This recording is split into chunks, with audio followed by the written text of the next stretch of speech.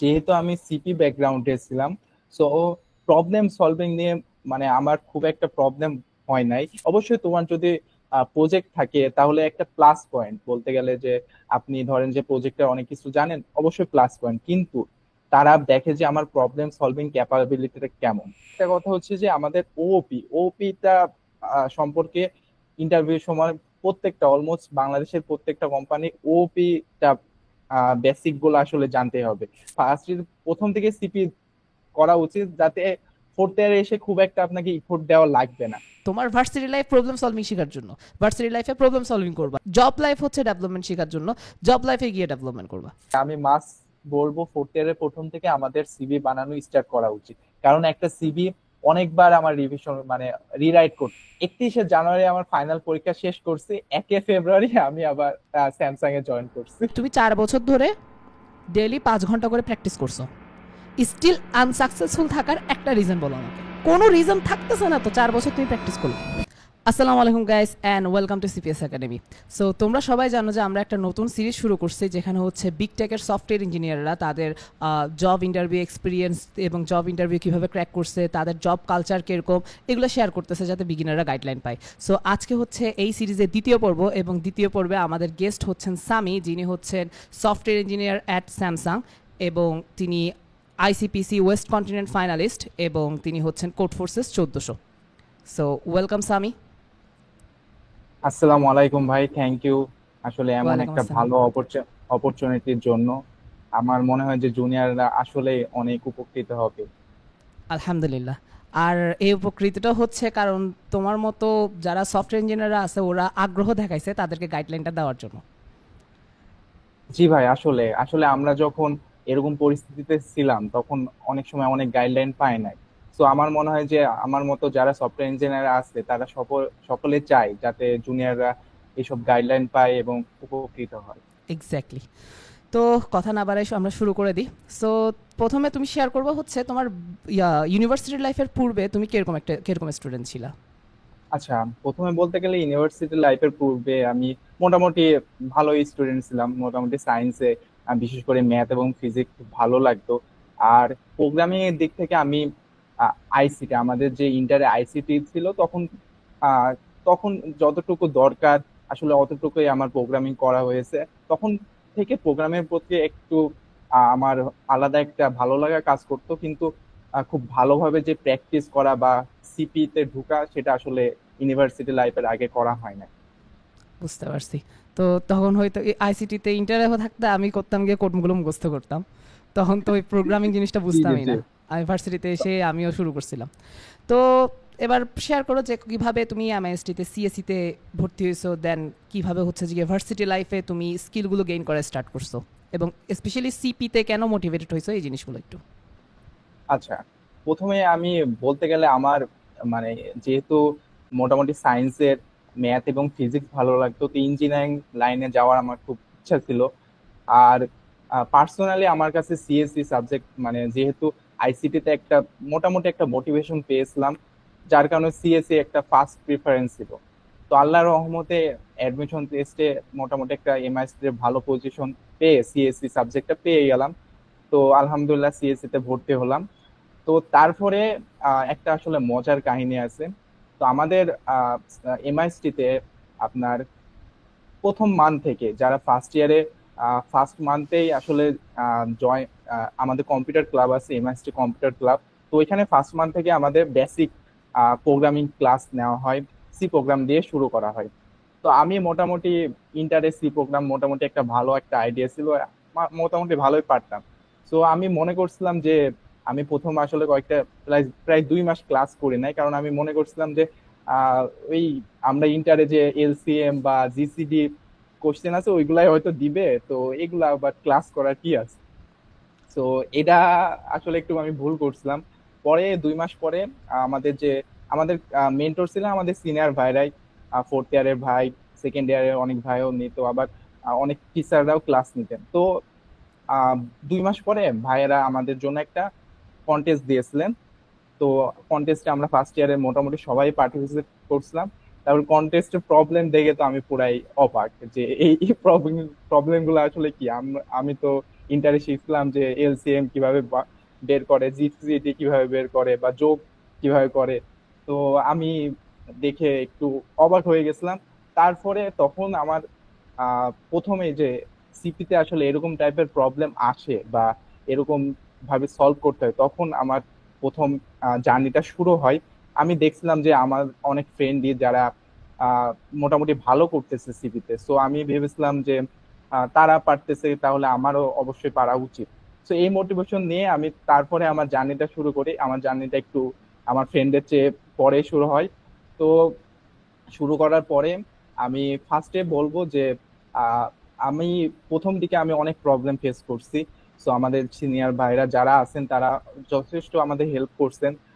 তো আমাদের ফার্স্ট ইয়ারে, এখনো মনে আছে, আমাদের ফার্স্ট ইয়ারের জুনিয়র লাস্টের দিকে একটা কম্পিটিশন হয়েছিল, এমআইএসটি অ্যারেঞ্জ করছিল, জুনিয়র প্রোগ্রামিং কন্টেস্ট। তো আমি মোটামুটি তখন খুবই ভালো ডেডিকেটেড ভাবে সিপিতে ফোকাস ছিলাম। আমার মানে খুবই ভালো লাগা কাজ করতো সিপি নিয়ে। তো তখন আমি মোটামুটি ডেইলি প্রায় 3 থেকে 4-5 ঘন্টাও সিপি করতাম ফার্স্ট ইয়ারে, ধরেন যে। আর আরেকটা বিষয়, একটা ভালো লাগা কাজ করলে অবশ্যই সেই দিকে আমরা সবাই খুব ভালো টাইম ইনভেস্ট করি।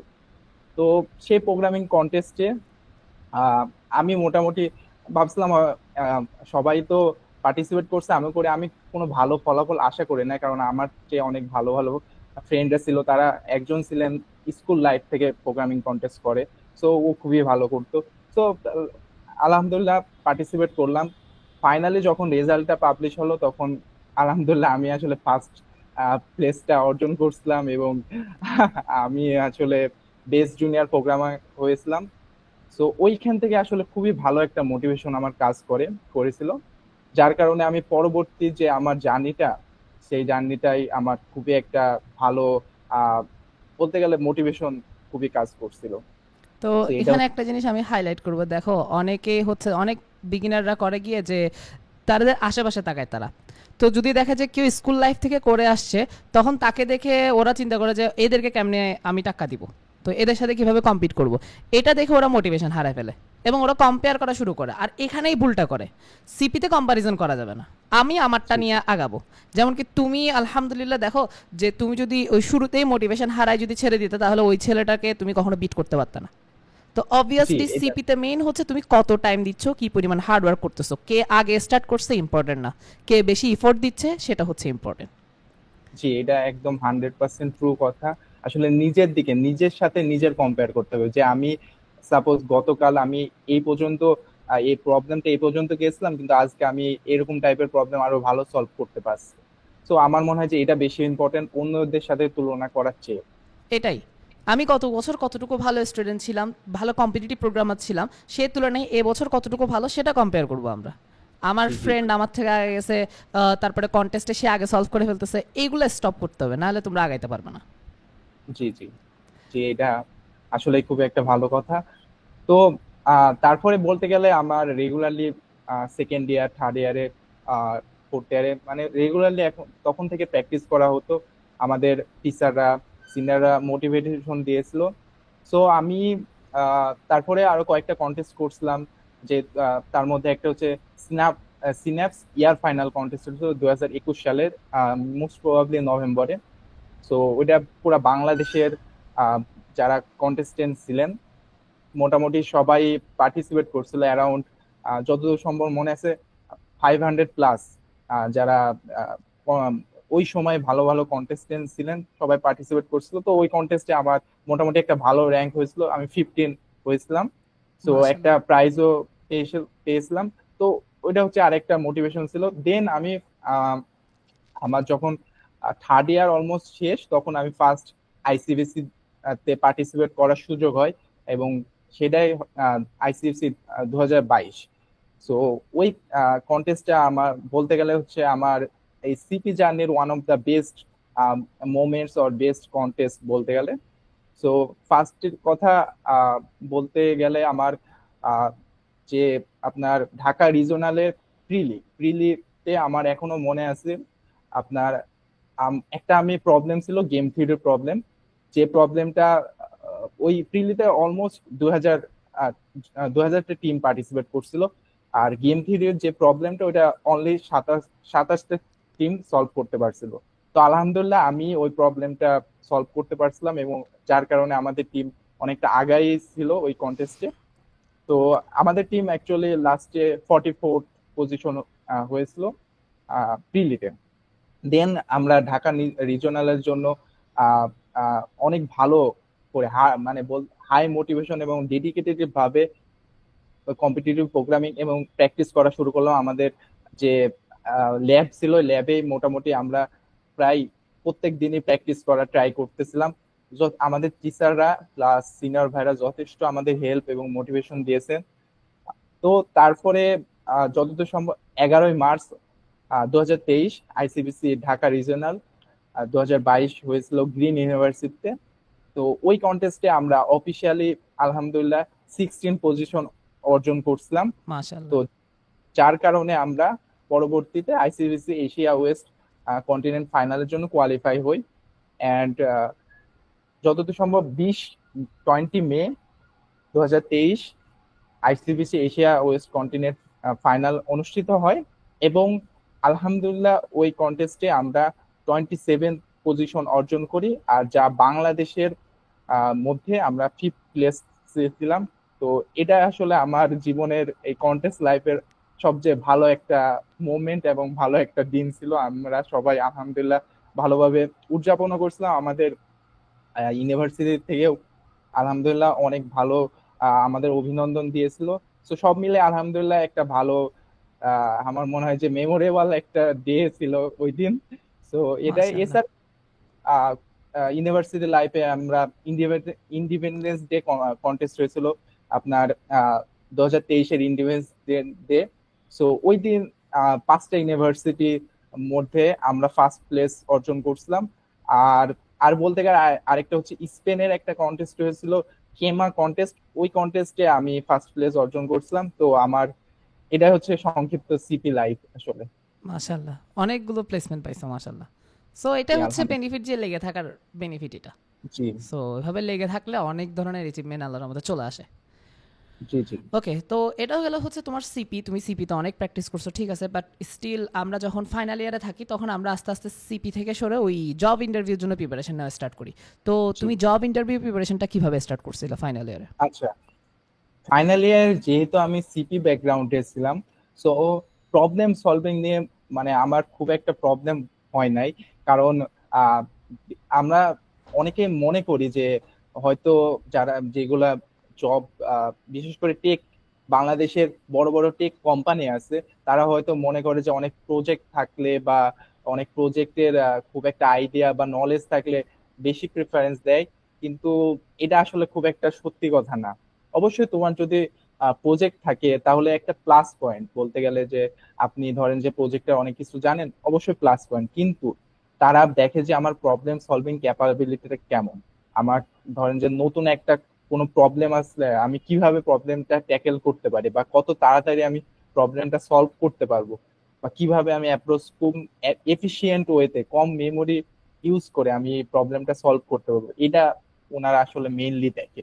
সো এই জন্য আমার প্রিপারেশনটা ফার্স্টে প্রবলেম সলভিং তো মোটামুটি আলহামদুলিল্লাহ একটা ভালো পজিশন ছিল। আর আরেকটা কথা আমি বলতেই হয় যে আপনার একটা ব্লগ আছে যে বাংলাদেশের বিডি সফটওয়্যার কোম্পানির মোটামুটি একটা লিস্ট আছে, যে এখান থেকে আমরা আইডিয়া পেতে পারি যে কিভাবে কোন টাইপের প্রবলেম আসতে পারে বা টপিক গুলো আমাদের জানা হয়। তো আমি ওটা মোটামুটি একটা ভালোভাবে ফলো করছিলাম, যেহেতু তখন হাতে আসলে খুব একটা রিসোর্স আমি পাইনি যে ওই সময় আসলে কোন কোন বিষয়গুলো আমাদের দেখতে হবে। সো মোটামুটি আমার প্রবলেম সলভিং এইভাবে দেখছিলাম। দেন আরেকটা কথা হচ্ছে যে আমাদের ওওপিটা সম্পর্কে ইন্টারভিউ সময় প্রত্যেকটা অলমোস্ট বাংলাদেশের প্রত্যেকটা কোম্পানি ওওপিটা বেসিক গুলো আসলে জানতে হবে। জাভা বা সি প্লাস প্লাস যেটাই হোক, কিন্তু ওওপির যে বেসিক গুলা ওইগুলা ওইগুলা তো আগে আমরা ভার্সিটিতে একটা প্রিপারেশন পড়া হয়, প্রিপারেশন নেওয়া হয়, কিন্তু ফোর্থ ইয়ারে এসে হয়তো অনেকে ভুলে যায়, কারণ ওইগুলা ফার্স্ট সেকেন্ড ইয়ারে পড়া হয়। তো ওইটা নিয়ে প্রিপারেশন নিয়েছিলাম। আর আরেকটা হচ্ছে যে আমি লিড কোডে অ্যাকচুয়ালি যেহেতু আমার প্রবলেম সলভিং সিপি দিকেই ছিলাম, তো লিড কোডে আমার খুব যে বেশি প্রবলেম সলভ করা হয়েছে তা না।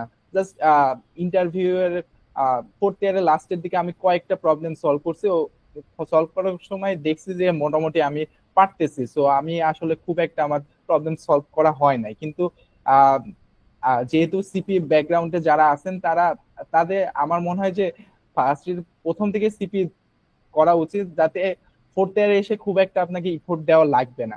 আর আরেকটা কথা, ডেটাবেজ সম্পর্কে মাঝে মধ্যে বড় বড় টেক কম্পিউটারে জিজ্ঞাসা করে। তো ডেটাবেজের বেসিক গুলা জানলেই হবে। আর হচ্ছে মাঝে মধ্যে আপনার ওএস এর একটা বেসিক যদি আইডিয়া থাকে তাহলে মোটামুটি এনা আমার মনে হয় যে। ওকে, সো এটাই যে মেইনলি হচ্ছে যে গিয়ে এসকিউএল বা ওপি এর হচ্ছে একেবারে বেসিক জিনিসপাতি, জি একেবারে জি যে একদম হার্ড কিছু দেখতে হবে তা না। সো বেসিক জিনিসপাতি দেখলেও হয়, অ্যান্ড প্রবলেম সলভিং তো অবভিয়াসলি। তো তুমি যদি, আমি যদি তোমাকে আস করি যে মেইনলি যদি কোনো বিগিনার এখন প্রিপারেশন নেওয়া স্টার্ট করে, তাহলে কোন টপিকগুলো, যে ধরো তেমন একটা সিপি করে নাই, তাহলে জি। প্রবলেম সলভিং এর কোন টপিকগুলোর উপর তার ফোকাস করা উচিত? আচ্ছা, যদি একজন বিগিনার এখন শুরু করে, তাহলে আমি বলবো যে স্পেশালি বাইনারি সার্চ দিয়ে, মানে যেগুলো বেসিক প্রবলেম, মানে বেসিক টপিক আছে, বাইনারি সার্চ, বিএফএস, ডিএফএস, তারপর সর্টিং অ্যালগোরিদম, সো এইগুলাই মোটামুটি ঘুরিয়ে ফিরে লিঙ্ক লিস্ট বা লিঙ্ক লিস্টের যে বেসিক প্রবলেম গুলো আছে। আরেকটা আমি বিষয় মেনশন করব, যখন কোনো সফটওয়্যার কোম্পানি ইন্টারভিউ দেওয়ার আগে গ্লাস ডোরে আপনারা দেখে যেতে পারেন যে কেমন টাইপের কোশ্চেন ওইখানে আসতে পারে। সো গ্লাস ডোর একটা মোটামুটি ভালো প্ল্যাটফর্ম। অনেক সময় অনেক কোম্পানির অনেক রিসোর্স পাওয়া যায় না, কিন্তু যতটুকু রিসোর্স আছে আমার মনে হয় যে মোটামুটি ভালো একটা আইডিয়া আসতে পারে যে কিভাবে আমাদের আহ, আমরা যে কোম্পানিতে ইন্টারভিউ দিতে যাচ্ছি, তো ওইখানে কেমন টাইপের কোশ্চেন আসতে পারে। আর আমার যেমন আহ, আমার মনে হয় যে মোটামুটি বেসিক এইগুলাই জানলেই হবে প্রবলেম সলভিং এর থেকে। আপনি যদি আরো কিছু অ্যাড করেন, আপনার যদি মনে হয় যে আরো কিছু জানা হয় সেটা বলতে পারেন। হুম। তো এখনো দেখো বারবার দুইটা জিনিস হাইলাইট হচ্ছে, একটা হচ্ছে গ্লাস ডোর লাস্ট ইন্টারভিউ যখন আমরা নিছি, সেও শেয়ার করছে যে গ্লাস ডোরে ইন্টারভিউ প্রবলেম দেওয়া থাকে, এক্সপিরিয়েন্স শেয়ার করা থাকে। সো ওখান থেকে দেখে যেতে হবে আমি যে কোম্পানি টার্গেট করছি, যে কোম্পানির সামনে ইন্টারভিউ, ওখানের জন্য। সেকেন্ডলি হচ্ছে আমার ব্লগটা। সো ওই ব্লগটা আমি যখন লিখছি তখন হচ্ছে মাত্র আমি ইন্টারভিউ দেওয়া শেষ করছি, ওই জন্য আমার কাছে একদম কালেকশন সবগুলো একদম ভালোভাবে ছিল, ওই জন্য আমি লিস্টগুলো করতে পারছি। আমি যদি তোমরা যদি এখন বলো আমাকে এরকম একটা ব্লগ লিখতে, এটা পসিবল না, আমি সব ভুলে গেছি। কিন্তু জি জি তখন আমি একদম মাত্র ইন্টারভিউ দিছি যে, তো ওই হিসেবে টপিকগুলো ওখানে সুন্দর করে লিস্টেড আছে। আর সেই সাথে ও কিছু টপিকের নাম বলছে, like binary search, link list, এই জিনিসগুলো কভার করতে হবে। তারপর হচ্ছে বিএফএস, ডিএফএস, মোট কথা বেসিক জিনিসগুলো, অ্যাডভান্স কিছু লাগতেছে না এখানে। বেসিক জিনিস বিএফএস, ডিএফএস, তারপরে হচ্ছে যে গিয়ে লিঙ্ক লিস্ট, তারপর সর্টিংয়ের মধ্যে মার্জ সর্ট, কুইক সর্ট, এই জিনিসগুলো, এদের জি ডিফারেন্স কি, এই ব্যাপারগুলো ঘুরে ফিরিয়ে আসে, আসলে সব জায়গায় এগুলোই আসে মেইনলি। জি জি আর যদি হার্ড অ্যালগোরিদমের দিকে যায়, তাহলে তারা প্রবলেম দেয় না, জাস্ট ইমপ্লিমেন্টেশনের নাই। যেমন কি ধরো ডায়াক্সট্রা দিয়ে প্রবলেম দিতে গেলে কিন্তু অনেক টাইম লেগে যাবে একজনকে সলভ করতে। তো ওই জি ক্ষেত্রে ওরা তার জাস্ট বলে যে এটা এক্সপ্লেইন করো, একটু চেঞ্জেস দেয় এরকম। সো ডায়াক্সট্রা, বেলম্যান ফোর্ড, এগুলো বেসিক, এগুলো শিখে ফেলতে হবে। বেসিক না, ইন্টারমিডিয়েট লেভেলের, বাট এটা শিখতে বেশিক্ষণ লাগবে না, এই আর কি। তো এই জিনিসগুলো হচ্ছে যে একজন বিগিনারের কভার করা উচিত। সো এই গেল হচ্ছে তোমার ইন্ডাস্ট্রি প্রস্তুতি। আসলে প্রবলেম সলভারদের ইন্ডাস্ট্রি প্রস্তুতি বলতে তেমন আহামরি কিছু থাকে না, কারণ আগে থেকে তাদের বেসিক সব কিছু কভার করা থাকে। আমি প্রবলেম সলভার মেনশন করতেছি, not competitive programmer. Competitive programmer কারা, যারা হচ্ছে কন্টেস্ট দিতে তারা মোটিভেশন পায়, কন্টেস্টটা এনজয় করে। বাট তোমার যদি কন্টেস্ট ভালো না লাগে, তাহলে তুমি জাস্ট প্রবলেম সলভিং করো, লিড করে করো, লাইট ওজোতে করো, সিএসএস এ করো, তোমার যেখানে ইচ্ছে ওখানে, কিন্তু প্রবলেম সলভিংটা করো। সো প্রবলেম সলভার যারা, তাদের মোটামুটি বেসিক টপিক সব কভার করা থাকে, অনেকগুলো প্রবলেম সলভ থাকে। সো তারা ওভাবে আলাদাভাবে প্রিপারেশন নিতে হয় না, আলাদাভাবে ওপি, এসকিউএল আর বেসিক অপারেটিং সিস্টেম এগুলো নিয়ে হালকা ধারণা নেয় আর কি। আচ্ছা, অপারেটিং সিস্টেম নিয়ে মানে কি কি শেখা উচিত বেসিক লেভেলের? অপারেটিং সিস্টেম নিয়ে আসলে আহ, আমি পার্সোনালি শিখছিলাম যে আপনার কার্নেল, তারপরে হচ্ছে আহ, আহ, আমার আসলে টপিক গুলা খুব একটা যে মনে আছে তা না। আরেকটা আপনার হচ্ছে যে আম, আমার আচ্ছা, অ্যাকচুয়ালি সমস্যা সঠিক নাই, মনে পড়ছে না। তুমি আমাকে ওই টপিকগুলোর নাম আমাকে দিয়ে দিও, আমি ডেসক্রিপশন বক্সে জি লিখে জি দিব, জি। কারণ আমি ওকে ওকে। আমি নিজেও ওই ওএস এর কখনো প্রিপারেশন নিই নাই, তো ওই জন্য জাস্ট জেনে নাও আর কি। জি জি জি। সো আসলে হচ্ছে যে গিয়ে হয়তো মানে এটা একেবারে যে ম্যান্ডেটরি তা না, বাট না প্রিপারেশন ওয়েজ নিয়ে রাখা আপনার, ভালো। জি জি প্রিপারেশন নিয়ে রাখা মানে ভালো, হুট করে চলে আসছে কোনো এক জায়গায়, ধরো একটা ইন্টারভিউতে জাস্ট এমনি টেস্ট করার জন্য তোমাকে জিজ্ঞেস করছে কথাটা, এবং তুমি আগে থেকে শিখে রাখার কারণে বলে ফেলছো, তাহলে কিন্তু একটা ভালো ইম্প্যাক্ট পড়বে তোমার উপরে। সো জি ওএস হালকা পাতলা শিখে রাখা যায়। ঠিক আছে? জি জি। সো এই জিনিসগুলো তোমরা কভার করবা। সো এই গেল হচ্ছে ইন্ডাস্ট্রির প্রস্তুতি তার। অ্যান্ড এবার যাবো সবচেয়ে ইম্পর্টেন্ট পার্টে, সেটা হচ্ছে সিভি। মানে মোস্ট অফ দ্য স্টুডেন্ট তোমরা সিভি বানাইতে জানো না। ম্যাক্সিমাম টাইম হচ্ছে ওই হায়ার স্টাডির জন্য যেভাবে অ্যাপ্লাই করতে হয় ওইভাবে সিভি বানায় ফেলো। তো এটা অনেক একটা বড় ইস্যু। সো এখন হচ্ছে আমরা ওর থেকে দেখবো যে কিভাবে সে তার সিভি বানাইছে, কিভাবে তার অ্যাচিভমেন্টগুলোকে হাইলাইট করছে। সো তুমি যদি একটু ওকে স্ক্রিন ভাই। শেয়ার দিয়ে তোমার সিভিটা জি দেখো। জি।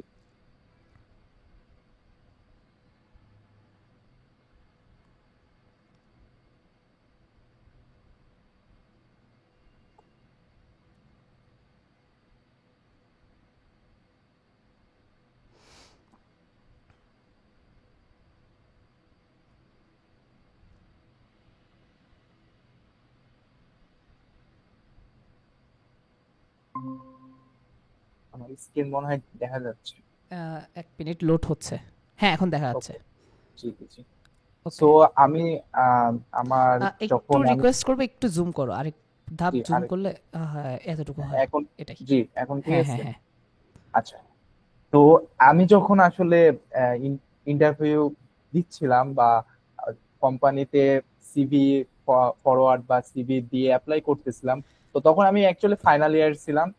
তো আমি ফাইনাল ইয়ার লাস্টের দিকে ছিলাম, তো আমার তখনকার সিভি আসলে এরকম। তো আমি ফার্স্টে বলতে বলতে চাবো যে যদি আপনার একটা ভালো সিজিপিএ থাকে অবশ্যই সেটা ভালোভাবে মেনশন করা উচিত। তো আলহামদুলিল্লাহ আমার সিজিপিএ মোটামুটি একটা ভালো লেভেল ছিল, তো আমি আলহামদুলিল্লাহ মেনশন করছিলাম। দেন আমার যদি প্রফেশনাল কোনো এক্সপিরিয়েন্স থাকে, সেটা আমার সেটা যে কোনো এক্সপিরিয়েন্স হয়, ইন্টার্নশিপ হয়, ইন্ডাস্ট্রিয়াল ট্রেনিং বা এনি টাইপের এক্সপিরিয়েন্স, কিন্তু প্রফেশনাল যদি সেই রিলেটেড, লাইক আমি কোনো সফটওয়্যার কোম্পানিতে অ্যাপ্লাই করতে চাচ্ছি, তো আমার সফটওয়্যার কোম্পানি, আমি আগে কোনো সফটওয়্যার কোম্পানিতে কোনো ওয়ার্ক করছি কিনা, সো এটা একটা ভালোভাবে আমি মেনশন করতে পারি। আচ্ছা, দেন আমার একটা কোয়েশ্চেন ছিল যে ব্রেন স্টেশনের যে ইন্ডাস্ট্রিয়াল ট্রেনি, এটা কি তোমার ভার্সিটি থেকে ট্রেনি ছিল নাকি এমনি মানে এমনি ভার্সিটি থেকে অ্যাফেয়ার্স? আমাদের হ্যাঁ, ভার্সিটি অনেক থেকে যে ভার্সিটি হচ্ছে ইন্ডাস্ট্রিতে ইন্টার্নশিপ করায়, এই টাইপের ছিল, জাস্ট 1 মান্থের। জি জি জি জি 1 মান্থ। ওকে। জি। সো এটা গেল। এখন আমার মোস্ট ইম্পর্টেন্ট পার্ট, আমার যেহেতু প্রজেক্ট অ্যাকচুয়ালি আমার একাডেমিক প্রজেক্ট ছাড়া খুব একটা প্রজেক্ট করা হয়েছিল না ভার্সিটি লাইফে, যেহেতু আমি সবসময় কম্পিটিটিভ প্রোগ্রামিং এর দিকে ফোকাস ছিলাম।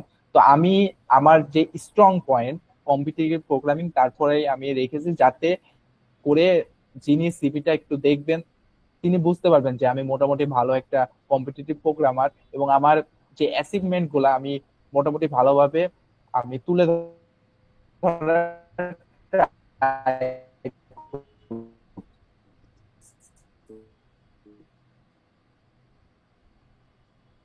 তো আমার আহ, আমি এটা আচ্ছা, সিরিয়ালি মেনটেন করছিলাম, তোমার তো এই চ্যাম্পিয়ন মাঝখানে হয়েছিলাম। একটু ড্রপ করছিল।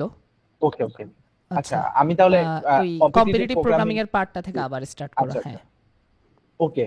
সো আমার যেহেতু ইউনিভার্সিটি লাইফে আসলে একাডেমিক প্রজেক্ট ছাড়া খুব একটা ভালো প্রজেক্ট নাই, মানে আমি প্রজেক্টের দিকে ফোকাস ছিলাম না, আমি কম্পিটিটিভ প্রোগ্রামিং এর দিকে ফোকাস ছিলাম, যার কারণে আহ, আমি আমার স্ট্রং যে পয়েন্ট কম্পিটিটিভ প্রোগ্রামিং, এটা আমি ফার্স্টে তুলে ধরছি, যাতে যদি কেউ সিভি দেখে তাহলে বুঝতে পারবে যে আমি মোটামুটি ভালো একটা কম্পিটিটিভ প্রোগ্রামার। সো তার একটা ভালো ইমপ্রেশন আসতেও পারে এই কারণে। তো এই জন্য আমি আমার যে অ্যাচিভমেন্ট গুলো আমি সেগুলা তুলে ধরার তার ট্রাই করেছি, যেগুলা আমি অলরেডি বলে ফেলেছি, যে আমি ইন্ডিপেন্ডেন্স ডে প্রোগ্রামিং কন্টেস্টে চ্যাম্পিয়ন হয়েছিলাম। দেন আমি আরেকটা কথা বলবো, যেগুলো আপনার যে হাইলাইট করার দরকার সেইগুলো একটু বোল্ড করতে পারেন, তাহলে চোখে ভালোভাবে পড়বে। তো এইগুলো আমি ধরেন যে বোল্ড করছি, যার কারণে আমার র্যাঙ্কিং গুলা একটু চোখে ভালোভাবে পড়তেছে। তো এটা হচ্ছে কম্পিটিটিভ প্রোগ্রামিং এর ব্লকটা গেল। দেন ওকে, আমার যে এখানে একটা জিনিস আর একটু বিগিনারদের ইয়া জি অ্যাট্রাকশন করি। এ দেখো, লাস্ট যে ইন্টারভিউটা আমরা নিয়েছিলাম পাঠয়ের সফটওয়্যার ইঞ্জিনিয়ার, তার সিভি কিন্তু 2 কলামে ছিল। সো ওখান থেকে আইডিয়া পাইছো কিভাবে 2 কলামের সিভি করতে হয়। আর এখন দেখো আজকের সিভিটা হচ্ছে 1 কলামের। সো এখান থেকে আইডিয়া পাবা কিভাবে এক কলামে তোমরা এই যে ইনফরমেশনগুলো হাইলাইট করবা। বাট দুইটার যদি একটা কমন সেকশন আমি বলি, দুজনেরটা একেবারে নর্মাল ছিল সিভি। এখানে কোনো আহামরি কালারিং স্টাইল ডিজাইন কিচ্ছু নাই, সুন্দর জি, করে জাস্ট তারা ডেটাগুলো তুলে ধরছে। এই সিভিটা কিসে বানাইছো তুমি? এটা ওই যে ল্যাটেক্সের ওভারলেতে লেটেক্সে। বানাইছি। ওকে, লাস্ট টাইম একটা গুগল ডক্সে, এটা লেটেক্সে। তো যে কোনো কিছু তোমরা ইউজ করতে পারো, তবে আমি স্টিল লেটেক্স প্রেফার করি, কারণ লেটেক্সে অনেক টেমপ্লেট পাওয়া যায়, সো খুব জি, ইজিলি জিনিসগুলো বানানো যায় আর কি। ওকে, আর সো এখানে যদি তোমরা দেখো সে সুন্দর করে শুরুর দিকে তার অ্যাচিভমেন্ট র্যাঙ্ক এগুলো হাইলাইট করছে, তারপর লাস্টের দিকে বলছে কতগুলো প্রবলেম সলভ করছে। সো এগুলো ইনাফ। যখনই একজন সিভি দেখতে আসছে তার চোখই পড়বে ওই যে বোল্ড করা জিনিসগুলোতে, 27, জি, 16, 15 টু 2500 প্রবলেম সলভ, এগুলোতে ধুম করে চোখ পড়বে। সো এইভাবে জিনিসগুলোকে আসলে হাইলাইট করতে হয়। জি, জি, একদম ঠিক কথা বলছেন। সো দেন হচ্ছে আমার প্রজেক্ট, আমার একাডেমিক যে প্রজেক্ট গুলো ছিল, সবচেয়ে ভালো প্রজেক্টটা যেটা আমি সেটা সবসময় ফার্স্টে রাখার চেষ্টা করবেন। মানে মেইনলি হচ্ছে একাডেমিক কোর্সগুলো করার সময় যে প্রজেক্টগুলো আমরা করি জি, সেগুলোই করছো। জি, জি, জি, ওইগুলাই করা হয়েছে। এর বাইরে আসলে আমি প্রজেক্ট করি নাই, কারণ সময় পাই নাই আসলে। সো কারণ সিপিতে স্টুডেন্টস, তোমরা এবার আমাকে বলো যে কেন তোমাদের সিভিতে প্রজেক্ট যাচ্ছে না, কেন সিপি ছাড়া লাগবে, প্রবলেম সলভিং ছাড়া লাগবে প্রজেক্ট অ্যাড করার জন্য। লাস্ট ইন্টারভিউ আজকের ইন্টারভিউ দুজনের কথাই সেম। তারা একাডেমিক যখন পড়াশোনা করতেছে প্রজেক্ট তো দিতে হচ্ছে, ও তুমি নাইলে পাস করবা না। যে জি, কোর্সে প্রজেক্ট আছে সে কোর্সের প্রজেক্ট সাবমিট না করলে তুমি ফেল করবা, স্বাভাবিক। তো ম্যাক্সিমাম পোলাবেন করে কি, গুগল থেকে সার্চ করে একটা ডাউনলোড মেরে সাবমিট করে দেয়। তো সেই জায়গায় একটু এফোর্ট দাও না। ওই কোর্সটা করার সময় জাস্ট ওই প্রজেক্টটা যদি তুমি নিজে থেকে করে ফেলো, তাহলে একটা সিভিতে দিতে পারতেছো প্রজেক্টটা। এক্সট্রা জি, ভাবে কোর্স করে এক্সট্রা ভাবে ইউটিউবের ভিডিও দেখে দেখার দেওয়ার দরকার নেই। হ্যাঁ, ইউটিউবের ভিডিও দেখে প্রজেক্টটা বানাইতে পারতেছো, ভার্সিটি কোর্সের সময় ইউটিউবের একটা ভিডিও দেখে ওই কোর্সটা বানাই তুমিও শিখলা, এক্সপিরিয়েন্সও হইলো, তুমি দিয়ে দিলা। সো এক্সট্রা ভাবে আলাদা এফোর্ট দিয়ে কেন ডেভেলপমেন্ট শিখতে হচ্ছে? তোমার ভার্সিটি লাইফ প্রবলেম সলভিং শেখার জন্য, ভার্সিটি লাইফে প্রবলেম সলভিং করবা। ডেভেলপমেন্ট লাইফ, জব লাইফ হচ্ছে ডেভেলপমেন্ট শেখার জন্য, জব লাইফে গিয়ে ডেভেলপমেন্ট করবা। সো প্রজেক্ট দিতে পারি না, প্রজেক্ট দিতে পারি না কেন বলো? যদি তোমার ভার্সিটিতে প্রজেক্টগুলো কমপ্লিট করে ফেলো ইজিলি, এই সেকশনটা দেখো, তিনটা যে ও প্রজেক্ট দিছে এগুলো সবগুলো ভার্সিটিতে করা। তো এভাবে তিনটা না অনেকগুলো কোর্স থাকে যেগুলোতে প্রজেক্ট দিতে হয়, তো ওখান থেকে বেস্টই তুমি সুন্দর করে সাজায় দিলা, শেষ। এই জিনিসটা জি, জি, পোলাপাইন বুঝে না। একদম সত্যি কথা বলছেন। আসলে ভার্সিটি লাইফে যে একাডেমিক প্রজেক্ট গুলা, ওইটা মোটামুটি একটা করলেই কিন্তু আইডিয়া, বেসিক সবকিছু, যেমন এখানে যেমন আমি জাভা, ফায়ারবেস, পাইথন, এমএল সবকিছুর একটা মোটামুটি বেসিক একটা আইডিয়া পেয়ে গেছি। তো আমার মনে হয় যে একাডেমিক প্রজেক্ট গুলাই, যেহেতু ওটা আমাদের করতে হবে, যদি আমরা ভালোভাবে করি, একে আমার গ্রেডটাও ভালো হবে, সেকেন্ডলি আমার যে নলেজ প্রজেক্টের সেটাও অনেক এনরিচ হবে। সো আমার মনে হয় যে সেগুলাতেও একটু টাইম দেওয়া উচিত। এক্স্যাক্টলি। আর তুমি কি তোমার ওই তিনটা প্রজেক্ট হচ্ছে যেমন কি ফার্স্ট একটা কিসের? এটা অ্যাকচুয়ালি আমাদের আইডিবি এর যে ক্যাপস্টোন প্রজেক্ট, এটা হচ্ছে আপনার হার্ডওয়্যার প্লাস সফটওয়্যার দুইটা মিলে যে প্রজেক্ট, আমাদের একটা সাবজেক্ট টপিক ছিল, বা বলতে পারে কোর্স ছিল। সো ওই কোর্সে আমাদের এই প্রজেক্টটা সাবমিট করা, এটা আচ্ছা আচ্ছা। মোটামুটি আমরা এক এক বছর ধরে এই প্রজেক্টটা করছিলাম। এটাই আমাদের ও, বড় প্রজেক্ট ইউনিভার্সিটি লাইফে, বুঝতে থিসিসে পারছি, পড়ে ছিল। আর বুঝতে এটা পারছি। হচ্ছে আমাদের ডেটাবেজের প্রজেক্ট ছিল, আর এটা একটা জাভার প্রজেক্ট। হ্যাঁ, তো এই জাভা তিনটা। কোর্সেও প্রজেক্ট দিতে হয় সেটাও করছো, জি, এসকিউএল এর প্রজেক্ট দিতে হয় সেটা করছো, মানে ওই ডেটাবেজের। আর একটা জি, হচ্ছে যে জি, কি জি। তোমাদের কোর্স, এই কোর্সের নাম আসলে শুনি নেই যদিও, বা মানে অন্যান্য ইউনিভার্সিটিতে তেমন একটা নাই মনে হয় এরকম কোনো হয়তো কোর্স। আমি এটা আসলে অ্যাকচুয়াল ভার্সিটি টু টাইটেলটা কি ভার্সিটি কোর্সের? কোর্সের টাইটেল এইটা, ও, মানে ক্যাপসন প্রজেক্ট, বা বলা হয় আইডিপি। ওকে, এটা আসলে ম্যাক্সিমাম ভার্সিটিতে আমি দেখি নাই। সো তোমাদের যদি না থাকে তাহলে সেখানে অন্য কোনো প্রজেক্ট আসতে পারে, যেমন কি ধরো তোমার ওয়েব ডেভেলপমেন্ট একটা প্রজেক্ট জি, কোর্স থাকে আমাদের, সেটা অ্যাড করতে পারি ওয়েব আমরা। ডেভেলপমেন্টে আমার প্রজেক্ট করছিলাম, হ্যাঁ, কিন্তু ওইটা ওটা তো মানে আমি টপ 3 এর মধ্যে আমি ওটা রাখি নাই এক্স্যাক্টলি। আসলে। তাহলে ওইরকম প্রজেক্ট আমরা দিতে পারি। আমাদের হচ্ছে যে সফটওয়্যার ডেভেলপমেন্ট কোর্স হয়, তারপরে হচ্ছে যে অ্যান্ড্রয়েডের কোর্স হয়, যে কোনোটা জি, দিতে পারি, ঠিক আছে, বেস্ট থ্রি জি, জাস্ট জাস্ট ধীরে ধীরে এনাফ আমার মনে হয়। এটাই। ওকে, সো আচ্ছা, তারপরে একটু কোডগুলো জি, ক্লিক করো তো কিভাবে অ্যাড করছো, আচ্ছা, গিটহাব। গিটহাবে,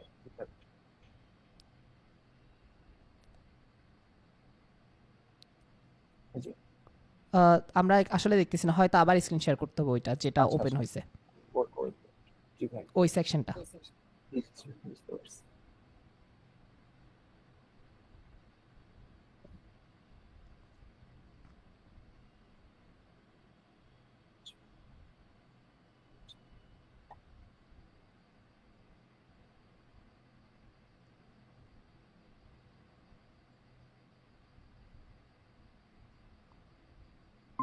এখন কি দেখা যাচ্ছে? আসতেছে? হ্যাঁ, লোড হচ্ছে। হ্যাঁ, এখন দেখা যাচ্ছে।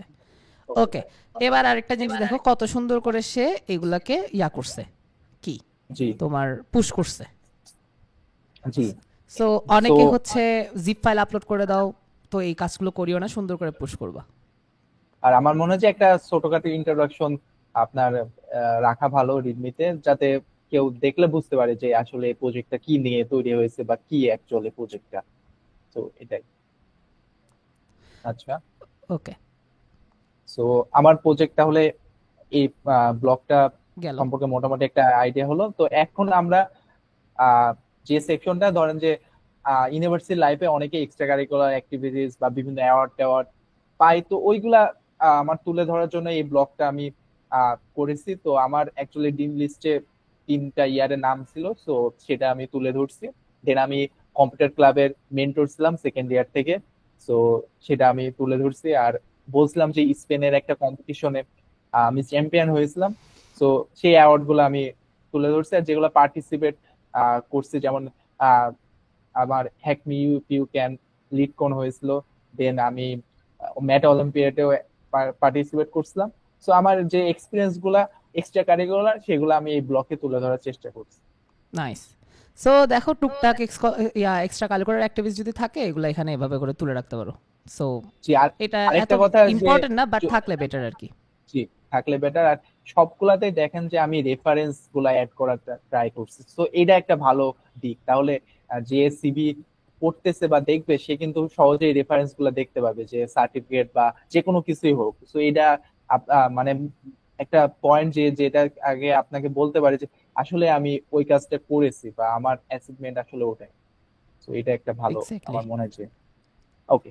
আর ফাইনালি হচ্ছে যে আমি আমার যে টেকনিক্যাল স্কিল ছিল সেগুলো আমি তুলে ধরেছি, যে programming language, scripting and modeling tools, database OS, যেগুলো আমার যে স্কিল গুলো ছিল সেগুলাই আমি তুলে ধরার ট্রাই করছি। সুন্দর। সো আমরা এখানে, আচ্ছা আমার মনে হয় আমার কথা ইকো হচ্ছে, তুমি কি লাউড স্পিকারে শুনতেছো? না না না, আমি তো শুনতেই পাচ্ছি ক্লিয়ারলি, আমার তো কোনো সমস্যা হচ্ছে না। আচ্ছা, এক মিনিট। হ্যালো। আমি ইকো শুনতেছি একটা। এটা কি রেকর্ড হচ্ছে কিনা আমি বুঝতেছি না, এক মিনিট আমি একটু ডেস্কটপ দিয়ে ওবিএস এ জি দেখি। জি। Okay, hello hello hello hello hello. Okay, না। ঠিক আছে। হ্যাঁ, ঠিক আছে। আচ্ছা, আমি শুরু করি এবার। তাহলে এবার আমরা যদি তার ফুল সিভিটা রিভিউ করি তাহলে কি পাচ্ছি, যখন একটু উপরে চলে যাও। ওকে, যখনই একজন এইচআর, ফার্স্টে তোমার সিভি কিন্তু রিভিউ করবে একজন এইচআর। সো যখনই একজন এইচআর আসবে সে এই সিভিটা দেখবে, ফার্স্টে তার চোখে পড়বে হচ্ছে একটা ভালো সিজিপিএ। এটা ম্যান্ডেটরি না, ম্যাক্সিমাম পোলামের জন্য ম্যান্ডেটরি না, বাট থাকলে ভালো। থাকছে বলে সে উপরে হাইলাইট করছে, বাট না থাকলে হাইলাইট করার দরকার নেই তেমন একটা। ওকে, আর হাইলাইট করলেও কিচ্ছু হবে না, সিজিপিএ অত বেশি আহামরি ম্যাটার করে না। দেন সে দেখতেছে তার একটা প্রফেশনাল এক্সপিরিয়েন্স আছে, এটা থাকতেও পারে তোমার, নাও থাকতে পারে, থাকলে অ্যাড করবা। মেইন হচ্ছে এই কম্পিটিটিভ প্রোগ্রামিং, এখানে সে র্যাঙ্কগুলো দেখতে পারতেছে। দেখো আমি এই সিভিটা সর্বোচ্চ 30 সেকেন্ড থেকে 1 মিনিট দেখবো, তো এর মধ্যে আমার সবকিছু চোখে পড়তে হবে। তাহলে দেখো আমি একবারে কি পড়তেছে, আমি ফার্স্টে আসছি 3.81 দেখছি, তারপর ব্রেন স্টেশন 23 এক্সপিরিয়েন্স দেখছি, তারপর 27 ইন আইসিপিসি এশিয়া ওয়েস্ট কন্টিনেন্ট দেখছি, 16 দিন আইসিপিসি এশিয়া ঢাকা রিজিয়নাল দেখছি, তারপর 2500 প্রবলেম সলভিং দেখছি, তারপর নিচে চলে যাচ্ছি। নিচে চলে যাওয়ার পরে আমি অনেকগুলো দেখতেছি, অনেক টেকনোলজি সে জানে এবং সেগুলোর প্রজেক্ট করছে, কি করছে আমি জানি না, আমার দেখারও দরকার নাই। দেন নিচে চলে যাব, দেন কিছু এক্সট্রা কারিকুলার অ্যাক্টিভিটিস দেখছি এবং তার স্কিলস দেখছি। দ্যাটস ইনাফ একজনকে কল করার জন্য ইন্টারভিউতে। দেন যখন লিডের সাথে তুমি বসবা, যে অ্যাকচুয়ালি তোমার ইন্টারভিউ নিবে, যার টিমে তুমি যাবা, সে কিন্তু এবার লিঙ্কগুলোতে ক্লিক করে করে দেখবে, একটু ঘাটাঘাটি করবে, তারপরে কোডগুলোতে ঢুকে দেখবে যে কিভাবে পুশ করছে, ভালো কোয়ালিটির কোড লিখছে কিনা সেগুলো দেখার টাইম নাই তার। সে দেখবে যে কিভাবে পুশ করছে, সুন্দর করে গিটহাবে আপলোড করছে কিনা, একটা ডেসক্রিপশন দিছে কিনা, দ্যাটস ইট। এটা একটা ইনাফ সুন্দর সিভি। জি। সো এখন আশা করি তোমরা আইডিয়া পাইছো যে কিভাবে সিভিটা তোমাদের জিনিসপাতি হচ্ছে যে হাইলাইট করবা। ওকে, তো আমরা সিভি পার্টটা শেষ এখন আলহামদুলিল্লাহ। এবার হচ্ছে যে গিয়ে তুমি স্ক্রিন শেয়ার অফ করে দিতে পারো। এবার আস্তে আস্তে হচ্ছে যে আমরা অ্যাপ্রোচ করব যে কিভাবে আমরা ওই চাকরির জন্য মানে জবের সার্চ করতেছি, জবে অ্যাপ্লাই করতেছি, এবং কখন অ্যাকচুয়ালি জবে অ্যাপ্লাই করা শুরু করা উচিত, কখন সিভি বানানো উচিত, কখন জবে অ্যাপ্লাই করা শুরু করা উচিত, এবং তুমি কখন অ্যাপ্লাই করছো অ্যান্ড কিভাবে অ্যাপ্লাই করছো, কিভাবে কোম্পানিগুলোর নাম জানছো, এই জিনিসগুলো একটু ডিটেলসে বলো। আচ্ছা, প্রথমে সিভি কখন থেকে বানানো উচিত এটা আমি বলতে মানে খুবই, ফার্স্ট ইয়ার থেকে আপনার আহ, অনেক কিছু আমাদের থাকে না, কিন্তু ফার্স্ট ইয়ার থেকে স্টার্ট করা যেতে পারে, কিন্তু ফোর্থ ইয়ারের প্রথম থেকে আমি মাস বলবো ফোর্থ ইয়ারের প্রথম থেকে আমাদের সিভি বানানো স্টার্ট করা উচিত। কারণ একটা সিভি অনেকবার আমার রিভিশন মানে রিরাইট করতে হয়। আমার এই সিভিটা প্রায় মানে বলতে গেলে 50-60 বার রিরাইট করছে ফার্স্ট ইয়ারে। ফোর্থ ইয়ারের প্রথম থেকে আমি শুরু করছি, দেন আমি অনেক রিরাইট করে কিছু অ্যাড করছি, কিছু আবার রিমুভ করছি। অনেকের কাছ থেকে সাজেশনও পেয়েছি যে এরকম এরকম করতে হয়। তো আমার মনে হচ্ছে যদি আগে থেকে করা স্টার্ট করা থাকে তাহলে খুব ভালো একটা আইডিয়া পাওয়া যাবে যে আমার সিভিটা এরকম, তাহলে আমার কোনগুলা ফোকাস দেওয়া উচিত বা কোনগুলা আমার রিমুভ করা উচিত। তো আমি এটা সাজেশন দিব। দেন ওকে, তো আমার দেখো, এ ব্যাপারটা এমন না যে তুমি আজকে সিভি বানাইছো আজকে অ্যাপ্লাই করে দিছো, আজকে সিভি বানাইছো কালকে অ্যাপ্লাই করে দিছো, এত ইজি না ব্যাপারটা। ফার্স্ট টাইম তোমার সিভি, তোমার সাথে সাথে 1,000-এর উপরে পোলাপান সিভি দিবে। সো তোমার সিভি কে কেন ইন্টারভিউতে ডাকবে, এটার একটা রিজন থাকতে হবে। তো তোমার সিভিটা কোয়ালিটিফুল না হইলে, তোমার স্কিলগুলো সুন্দর করে হাইলাইট না করলে কেন তোমাকে ডাকবে? সো তোমার কাছে স্কিল থাকলে হবে না, সিভিটা সুন্দরভাবে গোছাইতে হবে। আর সিভি গোছাইতে কিন্তু আজকে বসে আজকেই গোছাই ফেলতে পারবে না, অনেক রিভিউর দরকার হয়, নতুন নতুন স্কিল গেইন। তুমি যখন ফার্স্ট সিভি বানাবা, রিভিউ করবে, তখন বুঝতে পারবে যে হ্যাঁ এই জায়গায় গ্যাপ পড়তেছে, আমার একটু ল্যাকিংস আছে। তাহলে কি করা যায়? তাহলে ধরো তোমার সিপির অ্যাচিভমেন্টে একটু ল্যাকিংস আছে, তুমি কিছু প্রবলেম সলভিং এক্সট্রা করে এটা ইমপ্রুভ করলা, বা একটা কন্টেস্ট দিয়ে ইমপ্রুভ করলা। তোমার কিছু প্রজেক্টের ল্যাকিংস আছে, কয়েকটা সুন্দর প্রজেক্ট করে সেগুলো অ্যাড করলা। তোমার হচ্ছে যে কি এক্সট্রা কারিকুলারের ল্যাকিংস আছে, কিছু এক্সট্রা কারিকুলার অ্যাক্টিভিটি করলা। তারপরে তোমার ধরো স্কিলের ল্যাকিংস আছে, তুমি অনেকগুলো টেকনোলজি দেখাইতে পারতেছো না, টেকনোলজি দেখাইলে খুব অল্প কয়েকটা অ্যাড করতে পারতেছো, নতুন একটা টেক শিখে সেটাও অ্যাড করে দিলা। সো ইমপ্রুভ করতে হবে 1 বছর ধরে, ফাইনাল ইয়ারের পুরো 1 বছর ধরে তোমার সিভিটা ইমপ্রুভ করতে হবে। জি। আর পরবর্তী কথা যে আমরা এই যে বড় বড় টেক কোম্পানি সম্পর্কে আমরা কিভাবে জানবো? ফার্স্ট অফ অল আমার অ্যাকচুয়ালি আমি সেকেন্ড থার্ড ইয়ার থেকে মোটামুটি একটা এই যে কোম্পানি সম্পর্কে আমি ঘাটাঘাটি করছিলাম যে লিঙ্কডইনে অনেক মানুষের সাথে আমার অ্যাড ছিল, যার কারণে আমার একটা আইডিয়া ছিল যে যেমন বড় বড় সফটওয়্যার কোম্পানি বাংলাদেশে বলতে গেলে আপনি এনোসিস বলেন বা স্যামসাং, থেরাপ, রেন স্টেশন যারা আছে, তো এই সম্পর্কে একটা মোটামুটি আইডিয়া আমি পেয়েছিলাম। আরেকটা কথা, আমাদের সিনিয়ররা খুব হেল্প করছিলেন, তারাও আমাদের বিভিন্ন গাইডলাইন্স দিয়েছিলেন যে এইসব বড় বড় কোম্পানি সম্পর্কে। তো ওইখান থেকে আমি নামগুলা মোটামুটি আলহামদুলিল্লাহ পেয়েছিলাম। সেকেন্ডলি সিভি অ্যাপ, সিভি আমার হচ্ছে কোনো একটা কোম্পানিতে সিভি পাঠানো। সো এটা আসলে আমি বলতে গেলে আমার ক্ষেত্রে আসলে আমি দুই ভাবে হয়তো, হ্যাঁ দুই ভাবে করছিলাম। ফার্স্টে হচ্ছে যে আমি দেখছিলাম যে আমি সাপোজ আমি স্যামসাং এ অ্যাপ্লাই করতে চাচ্ছি। সো আমি ফার্স্টে আইডেন্টিফাই করছিলাম আমার কোনো সিনিয়র ভাই বা পরিচিত কেউ আছেন কিনা যে যিনি স্যামসাং এ অলরেডি জব করতেছেন। সো এটা আসলে বাংলাদেশের পার্সপেক্টিভে একটা খুব ভালো একটা, যদি আমরা রেফার পাই তাহলে খুবই ভালো একটা আহ বলতে গেলে পজিটিভ দিক, ইন্টারভিউতে যা মানে ডাক পাওয়ার একটা সম্ভাবনা অনেকটাই বেড়ে যায়। সো ওই জন্য আমি চেষ্টা করছিলাম যে আমার যে নেটওয়ার্ক আছে তার মধ্যে কেউ আছেন কিনা। সো সেটা থাকলে আমি তাকে রিকোয়েস্ট করতাম যে আমার সিভিটা একটু দেখে যদি পসিবল হয় তাহলে ফরওয়ার্ড করে দেওয়ার এইচআর এর কাছে। সো এটা হচ্ছে ফার্স্ট। সেকেন্ডলি এখন আমার ধরেন যে আমি একটা এ টেক কোম্পানিতে সিভি পাঠাতে চাচ্ছি, কিন্তু আমার কোনো কেউ পরিচিত কেউ নাই। সো এক্ষেত্রে আমি দুইটা কাজ করতে পারি। একটা নর্মালি অ্যাপ্লাই করতে পারি। তো নর্মালি অ্যাপ্লাই করলে যেহেতু নর্মালি অনেকেই অ্যাপ্লাই করে, মোটামুটি একটা পজিশনের জন্য মিনিমাম 500-1000 অনেকে অ্যাপ্লাই করে। সো সেক্ষেত্রে আমার মানে কল পাওয়ার সম্ভাবনা একটু কমে যায়। যার কারণে আমি পার্সোনালি আমার আইডেন্টিফাই করছিলাম যে আমার লিঙ্কডইনের কানেকশনে কেউ কি ওই এ টেক কোম্পানিতে আছে কিনা। যদি থাকে আমি তাকে অ্যাকচুয়ালি একটা ফর্মাল নর্মালি মেসেজ দিয়েছিলাম যে আমি আসলে আমি এ, আমি এই এমআইএসটি থেকে পড়াশোনা করতেছি, আমার এই সিপিতে এই অ্যাচিভমেন্ট আছে, আমি এই প্রজেক্ট কাজ করছি, আমি আসলে খুব ইন্টারেস্টেড এই সফটওয়্যার কোম্পানি এই পজিশনের জন্য। যদি আমার প্রোফাইল বা রিভিউ করে আপনার ভালো লাগে তাহলে আপনি কাইন্ডলি আমার যদি ফরওয়ার্ড করতেন তাহলে অবশ্যই আমার জন্য সেটা অনেক ভালো হতো। তো এক্ষেত্রে আমি পার্সোনালি করছি, এবং লাকিলি অ্যাকচুয়ালি আমি দু একজন অনেক ভাই আছেন যারা কানেকশন বিল্ড আপ হয়েছে, যার কারণে তারা আমার সিভিটা ফরওয়ার্ড করছিল। তো এটা আমি বলবো যে খুব ভালো একটা অ্যাপ্রোচ। সো তোমার ওই যে ওদের সাথে কানেকশনটা কিভাবে বিল্ড আপ হয়েছিল?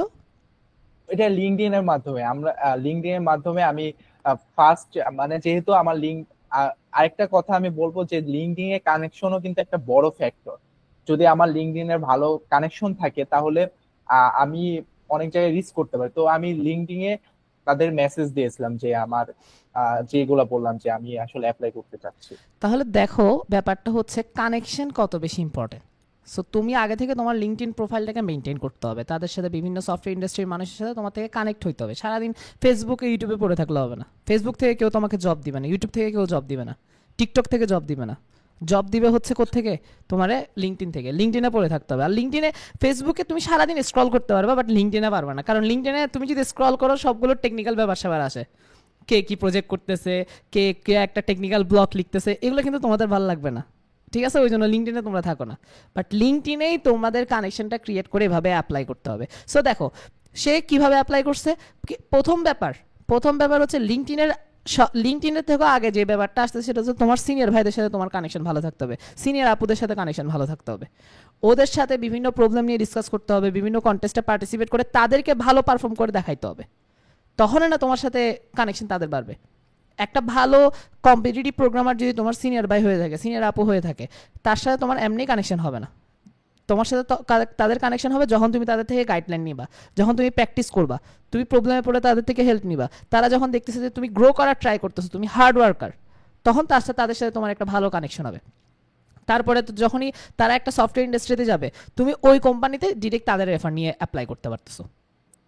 সো আমি ওই লাস্ট ইন্টারভিউতেও বলছিলাম যে তুমি একটা বড় ভাই থেকে হেল্প নিছো, হ্যাঁ, তো তার থেকে গাইডলাইন নিতা, এক পর্যায়ে দেখতেছো যে সে বড় ভাই গ্রাজুয়েশনের পরে ইউনিভার্সিটি চলে গেছে, তাহলে তোমার একটা ইউনিভার্সিটির রেফার ক্রিয়েট হয়ে গেছে। তোমার আরেকটা বড় ভাই চলে গেছে, যার থেকে হেল্প নিতে, সে চলে গেছে স্যামসাংয়ে, তুমি তার থেকে হেল্প নিতে পারতেছো। তোমার একটা আপু চলে গেছে থেরাপে, সে আপুটা থেকে তুমি রেফার নিতে পারতেছো। ওকে, সো এটা একটা ওয়ে। আরেকটা হচ্ছে লিঙ্কডইনে কানেকশন বাড়ানো। ওকে, লিঙ্কডইনে মানুষের সাথে পরিচিত হবা, বা অন্য ভার্সিটির ভালো কম্পিটিটিভ প্রোগ্রামারদের সাথে পরিচিত হবা, তাদের থেকে পরবর্তীতে তুমি রেফার নিতে পারবা। আর থার্ড যে লাস্ট অপশন, যে তুমি কাউকে পাচ্ছ না পরিচিত, তখন লিঙ্কডইনের কানেক্টেড একজন মানুষকে তুমি সিভি ফরওয়ার্ড করার জন্য বলছো, মানে কি বলছো, অ্যাপ্রোচ করছো, রিকোয়েস্ট করছো। এই ক্ষেত্রে কিন্তু তোমার কিছু অ্যাচিভমেন্ট থাকতে হবে। আমি একজন অপরিচিতকে কেন রেফার করব? তোমার যদি একটা ভালো অ্যাচিভমেন্ট থাকে, চোখে পড়ার মতো অ্যাচিভমেন্ট থাকে, যেমন কি সে তার সিপি অ্যাচিভমেন্টগুলো হাইলাইট করছে, প্রজেক্টগুলো হাইলাইট করছে, এভাবে তোমার অ্যাচিভমেন্ট যদি থাকে, তুমি যদি ভালো প্রবলেম সলভার হয়ে থাকো, তুমি এই জিনিসগুলো বলতে পারো তাকে, তখন কিন্তু সে রেফার করতে চাইবে। আমি আগেও বলছিলাম যে আমি যদি আগে থেকেই জানি যে এই ছেলে কল পাবে না, এই ছেলে কল পাইলেও ইন্টারভিউ ক্র্যাক করতে পারবে না, বা ইন্টারভিউতে ভালো পারফরমেন্স করতে পারবে না, আমি কেন তাকে রেফার করব? আমার একটা কনফিডেন্স পাইতে হবে। তো সো আমি এরকম অনেককেই লিঙ্কডইন থেকে রেফার করছি যাদেরকে আমি তেমন একটা চিনতাম না, বাট তাদের সিপি স্কিল ছিল। ইভেন একজনকে দিছিলাম, তো সে ত্রিপলির স্টুডেন্ট ছিল, বাট ক্যান্ডিডেট মাস্টার, এবং সাথে সাথে আমি কি করছি, তাকে রেফার করছি, কারণ আমি জানি যে এই ইন্টারভিউতে বসতে পারো, ক্র্যাক করতে না পারুক, ভালো পারফরমেন্স করবে। সো ব্যাপারটা এরকম। সো তোমার কিছু আমি ক্যান্ডিডেট মাস্টার হইতে বলতেছি না ভাই, আবার নার্ভাস হয়ে যায় না, এগুলো নিয়ে কনফিউজড হয়ে যায় না। মোটামুটি একটা ভালো মেনশন করার মতো একটা রেটিং আছে তোমার, বা মেনশন করার মতো একটা প্লেস আছে আইসিপিসিতে। ওকে, এই টাইপের জিনিসগুলো যদি থাকে তাহলে তোমাকে ইজিলি যে কেউ রেফার করবে। সো আমি লাস্ট টাইমে বলছিলাম, দেখা গেছে যে আমি জাস্ট কোম্পানির ইনফরমেশন জানার জন্য কাউকে মেসেজ দিছি, এবং মেসেজ দেওয়ার সময় বলে দিছি আমার এই অ্যাচিভমেন্ট আছে, সে সামনে থেকে আমাকে বলতেছে আমি রেফার করে দিব কিনা। সো ব্যাপারটা এরকম। সো অ্যাচিভমেন্ট লাগবে। তোমার সিভি সিলেক্ট হোক, তুমি কারো থেকে রেফার নাও, সব জায়গায় তোমার অ্যাচিভমেন্ট লাগবে, তোমার প্রবলেম সলভিং অ্যাচিভমেন্ট লাগবে ভালোই। ওকে, সো এইগুলোর জন্য ফার্স্ট ইয়ার থেকে ভালোভাবে প্র্যাকটিস করতে হবে।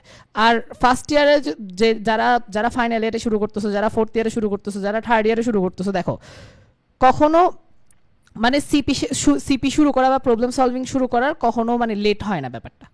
তুমি যখন বুঝতে পারছো যে তোমার প্রবলেম সলভিং করা উচিত, তখনই শুরু করো। আমার একটা সিনিয়র ভাই আছে, উনি হচ্ছে যে ইভেন ড্রপ খাইছিল বলতে উনি আমার 1 বছরের সিনিয়র, বাট পরবর্তীতে আমাদের সাথেই ক্লাস করতো। এ ভাইটা কখনো তেমন একটা ফোকাস ছিল না, করোনার সময় হঠাৎ কেন জানি ইচ্ছা করছে উনি সিপি করবে, এবং 1-1.5 বছর কঠোর পরিশ্রম করে উনি 1400+ হয়েছে আল্লাহর মতে। তারপর কি, তারপর উনি ইউনিভার্সিটি ঢুকে গেছে। এর আগ পর্যন্ত, ওই ফাইনাল ইয়ারে আসার আগ পর্যন্ত উনি হচ্ছে যে গিয়ে পুরা গতিহীন মানুষ, মানে উনি জানে না কই যাবে। লাস্ট ইয়ারে এসে হার্ড ওয়ার্ক করে 1400 রেটিং করে আল্লাহর মতে ইউনিভার্সিটি ক্র্যাক করছে, আর এখন অপটিমাইজটিতে ঢুকছে।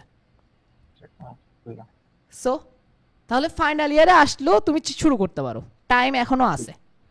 ওকে, আমার কোর্স কিন্তু এখনো অনেক জব করে করতেছে, কারণ তারা, তুমি যদি প্রবলেম সলভিং একেবারে না করো, জব লাইফে গিয়ে কোনোভাবে ইন্টারভিউ ক্র্যাক করে ঢুকে গেলেও জব লাইফে ঝামেলায় পড়বা, অনেক জায়গায় আটকে যাবা। তখন মনে হবে যে আচ্ছা প্রবলেম সলভিং না করে ভুল করছে, এখন করা উচিত। বাট তখন কিভাবে করবা, মানে তখন তো টাইম একদম, মানে আমরা 8 আওয়ার দিয়ে বাকি টাইম তো পাই না তেমন একটা। সো এই টাইমে প্রবলেম সলভিং করাটা বেশি কষ্টকর, সেটাও একদম শুরু থেকে করা। যেমন কি আমরা করতে পারবো, কারণ আমাদের টপিক কভার করা আছে। আমি ধরো এখন গুগলের প্রিপারেশন নিব, আমি লিড করে গিয়ে সুন্দর করে প্রবলেম সলভিং করা স্টার্ট করে দিব, কারণ আমার টপিক সব জানা আছে একজন প্রবলেম সলভারের জানা থাকে। বাট তোমার যদি সেটাও জানা না থাকে, তখন যদি শেখা শুরু করো বেশি কষ্ট হয়। বাট স্টিল কষ্ট করে অনেকেই করতেছে, কারণ কি তারা জানে যে প্রবলেম সলভিংটা ইম্পর্টেন্ট। তুমি ইউনিভার্সিটিতে আসো, তোমার কাছে এখন প্রচুর টাইম, এখন কেন শুরু করতেছো না, কেন সময়গুলো নষ্ট করতেছো ফেসবুকে, ইউটিউবে, এগুলোতে কেন সময়গুলো নষ্ট করতেছো? আমার কোশ্চেন হচ্ছে এটা। সো এরা সিপি করছেন, এরা তো ভার্সিটিতে পড়ছে, সবাই বলতেছে ভার্সিটির প্রেশার। আচ্ছা, একে একটু আমি জিজ্ঞেস করি যে তোমার সিজিপি আলোর মতো ভালো, রেটিংও ভালো, এটা কিভাবে মেনটেন করছো? মানে ভার্সিটির প্রেশারে কেন তোমার সিজিপিও ড্রপ করে নাই, সিপি ছাড়ি দেয় কেন, দাও না কেন, এটা একটু বলো। কারণ যখনই আমি সিপি নিয়ে কথা বলি, পোলামেন আমার ভার্সিটির প্রেশার দেখায়, বুঝতে পারছো? যেমন কি আমি ভার্সিটিতে পড়ালেখা করিনি, ব্যাপারটা এরকম হয় আর কি। একটু এই জিনিসটা আমি একটা কথা বলবো যে আপনি যদি অ্যাকচুয়ালি সিপি করেন, আপনার কিন্তু অনেক কোর্স কভার হয়ে যায়। যেমন আমি বলতে গেলে ফার্স্ট ইয়ারে C plus plus course cover হয়ে গেছে। আমি ল্যাবে আমার এই সিপি এর নলেজ নিয়ে আমি ল্যাবে অনেক ভালো একটা আমার পারফরমেন্স ছিল। দেন জাভা, তারপরে আমার ম্যাক্সিমাম, যেমন ফোর্থ ইয়ার এসে এমএল এ আমার যে সিপি নলেজ ছিল, আমার প্রোগ্রামিং নলেজ দিয়ে আমি এমএল এ অনেক ভালো একটা গ্রেড অর্জন করছি। তো আমার মনে হয় যে সিপি নলেজ থাকলে অ্যাকচুয়ালি মানে সেটা আসলে কোর্স ওয়ার্কেও খুব ভালো কাজে লাগে। তো এটা আসলে ভালো একটা দিক। আরেকটা দিক, ঠিক আছে আমি সিপিতেও টাইম দিতে হবে, তাই বলে যে পড়াশোনা বা কোর্স একেবারে ছেড়ে দেওয়া যাবে না, আসলে সেটাও একটা গুরুত্বপূর্ণ বিষয়। সো আমার মনে হয় যে ওইদিকেও একটু আমাদের ফোকাস দিতে হবে। যেহেতু সিপি জানা আছে, আমার বেশিরভাগ সময় ল্যাব নিয়ে আমার কখনোই প্যারা হয়নি। থিওরি নিয়ে আমি পার্সোনালি করতাম কি, আমার যখন ক্লাস করতাম তখন ভালোভাবে নোট নিতাম। সো এটা একটা ভালো দিক যে আপনি নোট নিতে পারেন খুব ভালোভাবে। দেন পরীক্ষার আগে সেই নোট গুলা মোটামুটি ভালো একটা পড়াশোনা করলে মোটামুটি ভালো একটা সিজি আমার মনে হয় যে মেনটেন করা যায়। সো জাস্ট চিন্তা করো, আমাদের ভার্সিটি, প্রত্যেকটা ভার্সিটির কালচার এটাই যে আমরা টিচাররা ক্লাসে যেটা পড়ায় তার বাইরে কিছু দেয় না কোয়েশ্চেন হিসেবে, তাই না? সব ভার্সিটিতে এরকম। তাহলে টিচার যেটা পড়াচ্ছে তুমি যে স্টুডেন্ট নোট করে রাখো, ক্লাসের পড়া ক্লাসে নোট করে রাখছো, মুখস্থ করতে হবে না ক্লাসে, জাস্ট নোট করে রাখো, নোট করে ফেলে দাও, তারপর হচ্ছে সিপি করো সারাদিন। তো এভাবে করলে তোমার প্রবলেম সলভিংও হচ্ছে, নোটও হয়ে যাচ্ছে। নোট যেহেতু করতেছে একটু হইলেও মাথায় আসে এগুলা। এবার পরীক্ষার আগে নোটগুলো রিভিউ করো, পরীক্ষাটা দিয়ে আসো, সিজিপিএলের মতো এমনিতে উঠবে। কিন্তু তুমি মানে ক্লাস করতেছো বলে এটা এক্সকিউজ দিয়ে সিপি করতেছো না, এটা পুরোটা ইলজিক্যাল, তাই না? কারণ দুইটাই আমাদের মোটামুটি লাগবে। আর যারা হচ্ছে যে বেশি কনফিডেন্স সিপি নিয়ে, তাদের তো সিজিপিএ এত বেশি গুরুত্ব দেওয়ার অত দরকার নেই। যেমন কি আমি দিই নাই, আমার ক্ষেত্রে আমার সিজিপিএ হচ্ছে যে এখন আল্লাহর মতে বেড়ে, আচ্ছা এখানে বেড়ে গেছে কারণ হচ্ছে থিসিস আমি ভালো করছিলাম। আমার ওই যে তুমি যেটা বলছো এটাই, তুমি তোমার সিপি স্কিলের কারণে এমএলএ ভালো করছো। সো সেমভাবে আমি থিসিসে হচ্ছে সিপি স্কেলের কারণে মেশিন লার্নিং, ডিপ লার্নিং এগুলো খুব সুন্দর করে অ্যাপ্লাই করছিলাম, যার কারণে হচ্ছে যে আমার থিসিসটা ভালো হওয়াতে আমার ওইদিকে অনেক বেশি ক্রেডিট ছিল, তো যার কারণে সিজিপিএটা বেড়ে গেছে। সো 3.21 নিয়ে বেরোইছে আল্লাহর মতো আমি, বাট স্টিল এটা অনেক কম। কিন্তু যখন জব পাইছিলাম, যে টাইম আমি জব ক্র্যাক করছি, 4টা জব পাইছিলাম আল্লাহর মতে, 4টাতেই অ্যাপ্লাই করছি, 4টাই জব পাই গেছিলাম আল্লাহর মতে, তখন আমার সিজিপিএ ছিল 3.06। আর একটা সাবজেক্ট আমার ফেল ছিল। 6 সেমিস্টার পর্যন্ত আমার সিজিপিএ ছিল, 7 সেমিস্টারের এক্সাম দিছি, রেজাল্ট দেয় নাই, 8 সেমিস্টারের পরীক্ষাও হয় নাই, 6 সেমিস্টারের একটা সাবজেক্ট আমি ফেল ছিল। ওই অবস্থায় আমাকে জব দিয়ে দেওয়া হয়েছে আলহামদুলিল্লাহ। 4টা পাইছিলাম অফার, প্রত্যেকজন বলছিল তোমার ফাইনাল ইয়ার এক্সামের পরে জয়েন করিও, সমস্যা নেই। তখন 3 মাস বাকি ছিল, অর্থাৎ 3 মাস তারা আমার জন্য ওয়েট করছে। জাস্ট চিন্তা করে দেখো। সো যদি সিপিতে বেশি ফোকাস করো তাহলে সিজি অত বেশি গুরুত্ব দেওয়ার দরকার নেই, বাট সিপি করলে যে সিজি ডাউন হবে এটা ভুল কথা। দুইটাই মেনটেন করা যায়।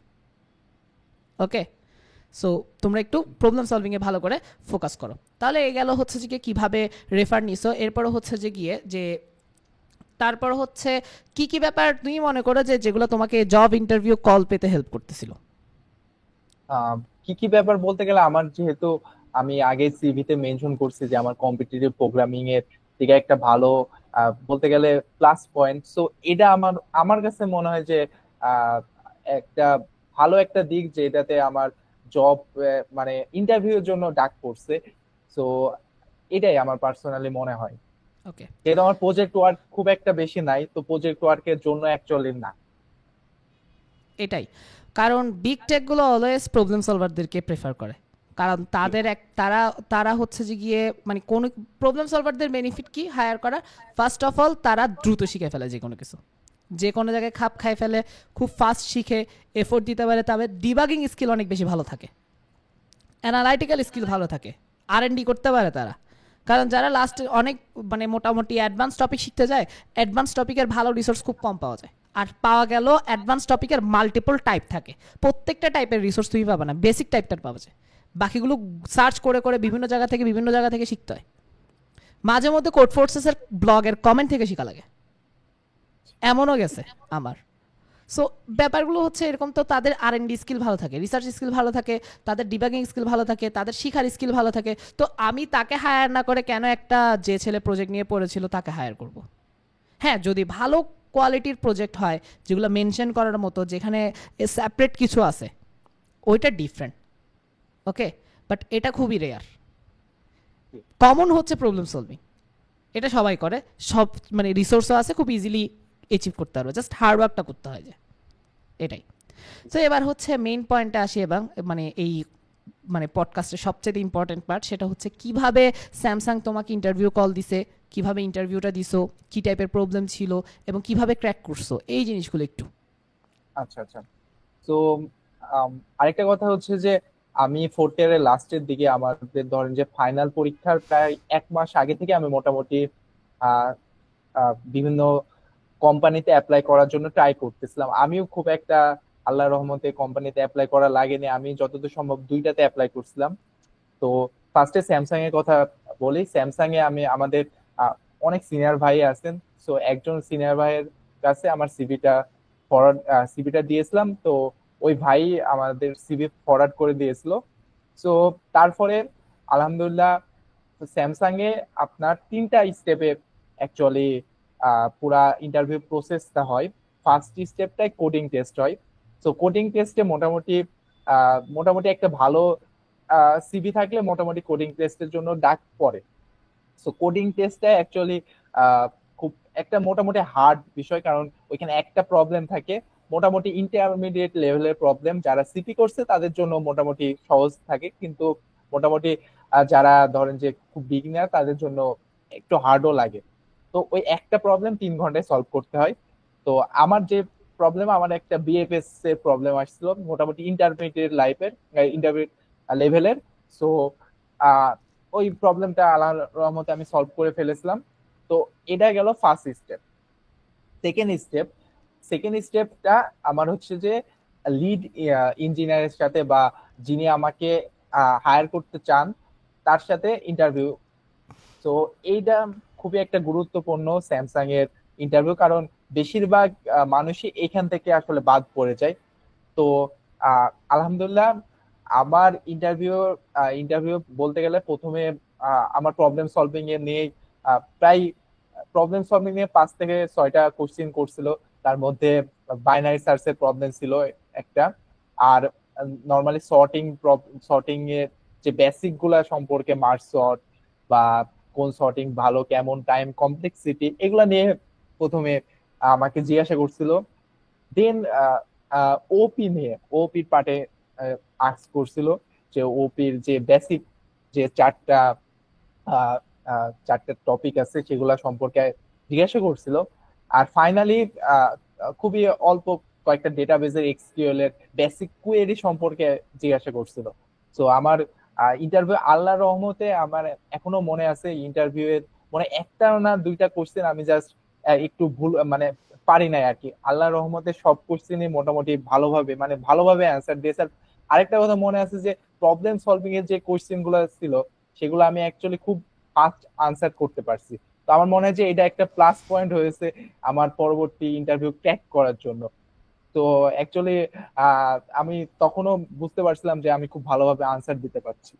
তো এটা সেকেন্ড স্টেপ গেল। থার্ড স্টেপে একটা দুইটা বিষয় হয়। ফার্স্টে এইচআর আমার সাথে ফোনে কথা বলে যে আমার সম্পর্কে ফিউচার প্ল্যান কি, বা আমি কি করতে চাই, বা আমার হচ্ছে মানে অনেক সময় স্যালারি নেগোসিয়েশনও করে। তো এটা হয়। তো আরেকটা ফাইনাল আমাদের স্যামসাং এ আমি শুধুমাত্র দেখছি যে আমাদের মেডিকেল টেস্ট হয়। যে যেহেতু ইন্স্যুরেন্স দেওয়া হয়, তো মেডিকেল ইন্স্যুরেন্স, তো মেডিকেল টেস্ট হয়। তো মেডিকেল টেস্টে মোটামুটি আলহামদুলিল্লাহ আমি কখনো দেখি নাই কারোর যে কোনো সমস্যা ফেস করছে। তো মোটামুটি থার্ড স্টেপে আসা মানে মোটামুটি বোঝা যেতে পারে যে ইন্টারভিউটা ক্র্যাক আসলে হয়ে গেছে।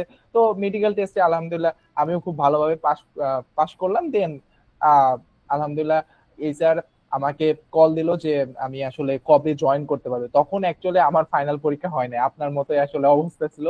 আমার ফাইনাল পরীক্ষার এখনো আহ 1 মাস দেরি ছিল। আমার আহ, ডিসেম্বরের 29 তারিখে এইচআর কল দিয়েছিলেন। আমার ফাইনাল পরীক্ষার লাস্ট যে পরীক্ষা সেটা 31শে জানুয়ারি ছিল। তো উনি বলছিলেন যে জানুয়ারিতে আমি জয়েন করতে পারবো কিনা। তো জানুয়ারিতে আমার জয়েন করা পসিবল ছিল না, যেহেতু ফাইনাল পরীক্ষা প্রিপারেশন ছিল সবকিছু মিলে। তো আমার ফেব্রুয়ারিতে তাহলে জয়েন করতে হবে। তো আমার এখানে একটা বিষয় লাগে, আমি 31শে জানুয়ারি আমার ফাইনাল পরীক্ষা শেষ করছি, 1 ফেব্রুয়ারি আমি আবার স্যামসাং এ জয়েন করছি। আরে তো ভাই এটা পুরা অলমোস্ট আমার মতোই আর কি। আমি হচ্ছে যে কি আমার এক্সাম শেষ হয়েছিল 15 তারিখ, আমি জব শুরু করছি 18 তারিখ থেকে। ও, তাহলে তো same to same, almost same. আলহামদুলিল্লাহ। সো এটাই, এটা হচ্ছে মজা যে প্রবলেম সলভিং এর মজা হচ্ছে এখানে তোমার ফাইনাল ইয়ারের ফাইনাল সেমিস্টারের আগে তোমার হাতে জব থাকবে, ফাইনাল সেমিস্টারটা দিবে একদম রিল্যাক্সে। জি, জি। আমি 8 সেমিস্টারের এক্সাম দিছি, মানে কিরকম করে যে দিছি, আমি আর আমার ফ্রেন্ড মহাইমিন দুজনের জব হয়ে গেছে আল্লাহর রহমতে। আমার ইউনিসেসও হয়ে গেছে, মহাইমিনের অপটিমাইজড হয়ে গেছে, পুরা রিল্যাক্সে পুরা চিলমুড হচ্ছে। আমরা এক্সাম দিছি, মানে এক্সাম শেষ, জবে ঢুকে যাবো আল্লাহর রহমতে। জি, সো আলহামদুলিল্লাহ। এই জিনিসটার জন্য হচ্ছে অ্যাটলিস্ট তোমরা প্রবলেম সলভিং করো, কারণ প্রবলেম জি, সলভিং ছাড়া এভাবে এত ফাস্ট জব পাওয়া খুবই টাফ। আর এখন আমি ব্যাপারগুলো হাইলাইট করি যে সে কি কি বলছে। দেখো, প্রথম কথা যে তার ইন্টারভিউ স্টেপগুলো কি ছিল। ফার্স্টে ভালো একটা সিভি দিয়ে সে রেফার নিয়ে সিভি নিয়ে সে হচ্ছে যে ইন্টারভিউ কলটা পাইছে। তারপর একটা কোডিং টেস্ট। ওকে, সো কোডিং টেস্টটা দিছে। কোডিং টেস্ট যারা প্রবলেম সলভিং পারে বেসিক লেভেলেরই আসে এবং তারা কভার করতে পারবে, বাট সবসময় গিয়ে ঝামেলা হয় লিডের ইন্টারভিউতে। লাস্ট বারও এই জিনিসটাই হাইলাইট হয়েছে। লিডার ইন্টারভিউ খুবই গুরুত্বপূর্ণ। এখানে problem solving skill, SQL skill, OOP স্কিলের চাইতে সবচেয়ে বড় যে জিনিসটা কাজে আসে সেটা কমিউনিকেশন স্কিল। লিড দেখবে যে কমিউনিকেশন স্কিল তোমার, কারণ তোমার সাথে সে কাজ করবে, হ্যান্ড টু হ্যান্ড কাজ করবে। এখন তোমার যদি কমিউনিকেশন স্কিল ভালো না থাকে তাহলে সে বুঝবে কিভাবে তোমার মধ্যে কি স্কিল আছে, তোমাকে কোন টাইপের কাজ দেওয়া যাবে, তোমার ইমপ্রুভমেন্ট কিভাবে হচ্ছে, তোমার কি কি হেল্প লাগবে, এই জিনিসগুলো বুঝবে কিভাবে লিড। তোমার কমিউনিকেশন স্কিল থাকতে হবে। সেভাবে উড়াধুরা যদি কমিউনিকেশন স্কিল দেখাইতে পারো এই লিডকে, ইনশাল্লাহ হয়ে যাবে। কারণ দেখো, তোমার প্রবলেম সলভিং স্কিল থাকুক ভালো, কিন্তু তুমি যদি ওটা এক্সপ্রেস করতে না পারো ইন্টারভিউতে, তাহলে শেষ। সো লিডকে কথা বলে বলে ইয়া করতে হবে যে প্রবলেম দিছে, তুমি সুন্দর করে ডিসকাস করবা এইটা হচ্ছে মানে বিএফএস কিভাবে কাজ করে, বা এই প্রবলেমে বিএফএসটা কেন অ্যাপ্লাই করতেছো, কিভাবে অ্যাপ্লাই করতেছো, কমপ্লেক্সিটি কি, সুন্দর করে কনফিডেন্স নিয়ে বলতে থাকবা। ওকে, সো ব্যাপারগুলো হচ্ছে যে এভাবেই হয়। আর যে ওপি বেসিক এসকিউএল এর কথা বলছি, এগুলো সবগুলো বেসিক নলেজ থাকলেই ইনাফ, ভার্সিটিতে তোমরা শিখে যাবা। আর সেখানে স্পেসিফিক্যালি কি কি টপিক শিখতে হবে এগুলার ডিটেলস আমি ডেসক্রিপশন বক্সে বা ক্যাপশনে দিয়ে দেবো ইনশাল্লাহ। আহামরি ডিটেলস কিচ্ছু না, জাস্ট বেসিকগুলা। আচ্ছা, আমি যদি একটা কোয়েশ্চেন করি যে তুমি যে ইন্টারভিউগুলো ফেস করছো, ওখানে যে প্রবলেমগুলো আসে, কোডিং প্রবলেমগুলো আসে, ওগুলার লেভেলটা কিরকম বলবা যদি লিড কোডের সাথে তুলনা করো আর লিড সিএফ এর কোড সাথে তুলনা করো? আমি লিড কোডের ইজি বলবো, আর সিএফ এর বলতে গেলে এ বি। ডি থ্রির কথা আপনি যদি চিন্তা করেন, মাঝে মধ্যে সিও আসতে পারে, কিন্তু যদি রেটিং হিসেবে বলো?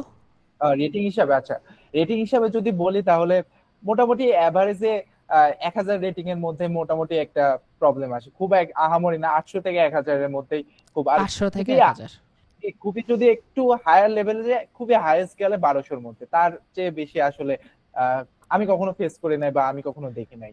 ওকে, এখন পোলাবানের মনে হবে যে আমি একে মুখস্থ করাইছি জিনিসগুলো, কারণ লাস্ট টাইম যে আসছিল সেও সেম কথা বলছে যে lead code easy, lead code মিডিয়ামের ইজি, যদি একটু টাফ হয় লিড কোডের তুলনায় তাহলে মিডিয়ামের যে ইজিগুলো, মিডিয়ামে কতগুলো হার্ড আছে ওগুলোও না, মিডিয়ামের ইজি লেভেলগুলো। আর কোড ফোর্সেস 800 থেকে 1200। ভাই তুমি আমাকে একটা জিনিস বলো, তুমি স্টুডেন্টদেরকে বলতেছি যে তুমি যদি ফার্স্ট ইয়ার থেকে প্র্যাকটিস শুরু করো, লাস্ট ইয়ার পর্যন্ত তো তুমি 1200 রেটিংয়ের প্রবলেমগুলোতে স্কিল অর্জন করতে পারবা না? অবভিয়াসলি পারবা। প্রত্যেক দিন যদি 3টা করে 800 রেটিংয়ের করো, 2 মাস পরে তোমার দেখবে যে 800 ক্লিয়ার হয়ে গেছে, তারপর 900 গুলো করবা, তারপর 1000, 1200, 1100 এগুলো করতে থাকবা, লিড কোডের গুলো করবা। এগুলো ইজিলি অ্যাচিভ করা যাবে, জাস্ট টাইমটা দেওয়া লাগবে। যে তাহলে তোমাকে যদি ইন্টারভিউতে লিড কোডের ইজি অ্যান্ড মিডিয়ামগুলো জিজ্ঞেস করে, কোড ফোর্সেসের 800 থেকে 1200 গুলো জিজ্ঞেস করে, এগুলো যদি তুমি ভালোভাবে প্রিপারেশন নিতে পারো তাহলে কেন প্রবলেম সলভিং করতেছো না? সো প্রিপারেশন খুবই ইজি, জাস্ট প্রিপারেশন নাও, নিতে হবে যে তোমাকে এফোর্ট দিতে হবে, তো নিজে থেকে ট্রাই করতে হবে। তো আগে থেকে যদি পারি না বলো তাহলে কেমন হবে? সো এফোর্ট দাও, প্রবলেম সলভিং এফোর্ট দাও, প্রবলেম সলভিং দিয়ে বিগ টেকে ঢুকতে পারবে ইনশাল্লাহ। ওকে, সো ভালোভাবে প্র্যাকটিস করো, খুবই ইজি প্রিপারেশন, প্রিপারেশন নাও খুবই ইজি। হ্যাঁ, একটা জিনিস একটু টাফ, সেটা হচ্ছে কিছু অ্যাচিভমেন্ট অর্জন করা, বাট প্র্যাকটিস করতে করতে ওগুলো ইজিলি হয়ে যাবে, জাস্ট লেগে থাকতে হয়ে যায়। তুমি একটা কন্টেস্টে হয় না আরেকটা কন্টেস্টে পারবা, দিতে থাকো না, লেগে থাকো না। জাস্ট 4 বছর ধরে যে আমি বুঝি না পোলাবেনকে, আমি এই জিনিসটা বুঝাতে পারি না যে 4 বছর ধরে আমি যদি একটা ব্যাপার নিয়ে 6 ঘন্টা করে ডেইলি প্র্যাকটিস করি, অ্যাটলিস্ট 5 ঘন্টা যদি প্র্যাকটিস করি 4 বছর, তাহলে কেন আমি আনসাকসেসফুল থাকবো? এটা রিজন একটা দেখাও আমাকে। আমাকে যখন কেউ গাইডলাইন নেই, বুঝছো, আমি তাকে বলি না, মানে যখন জিজ্ঞেস করে আর কি যে এরকম মোটিভেশন পাচ্ছি না বা পারবো কি না বুঝতেছি না, তখন আমি ওরে একটা কোয়েশ্চেন করি যে তুমি আমাকে একটা কোয়েশ্চেনের আনসার দাও যে তুমি 4 বছর ধরে ডেইলি 5 ঘন্টা করে প্র্যাকটিস করছো, স্টিল আনসাকসেসফুল থাকার একটা রিজন বলো আমাকে।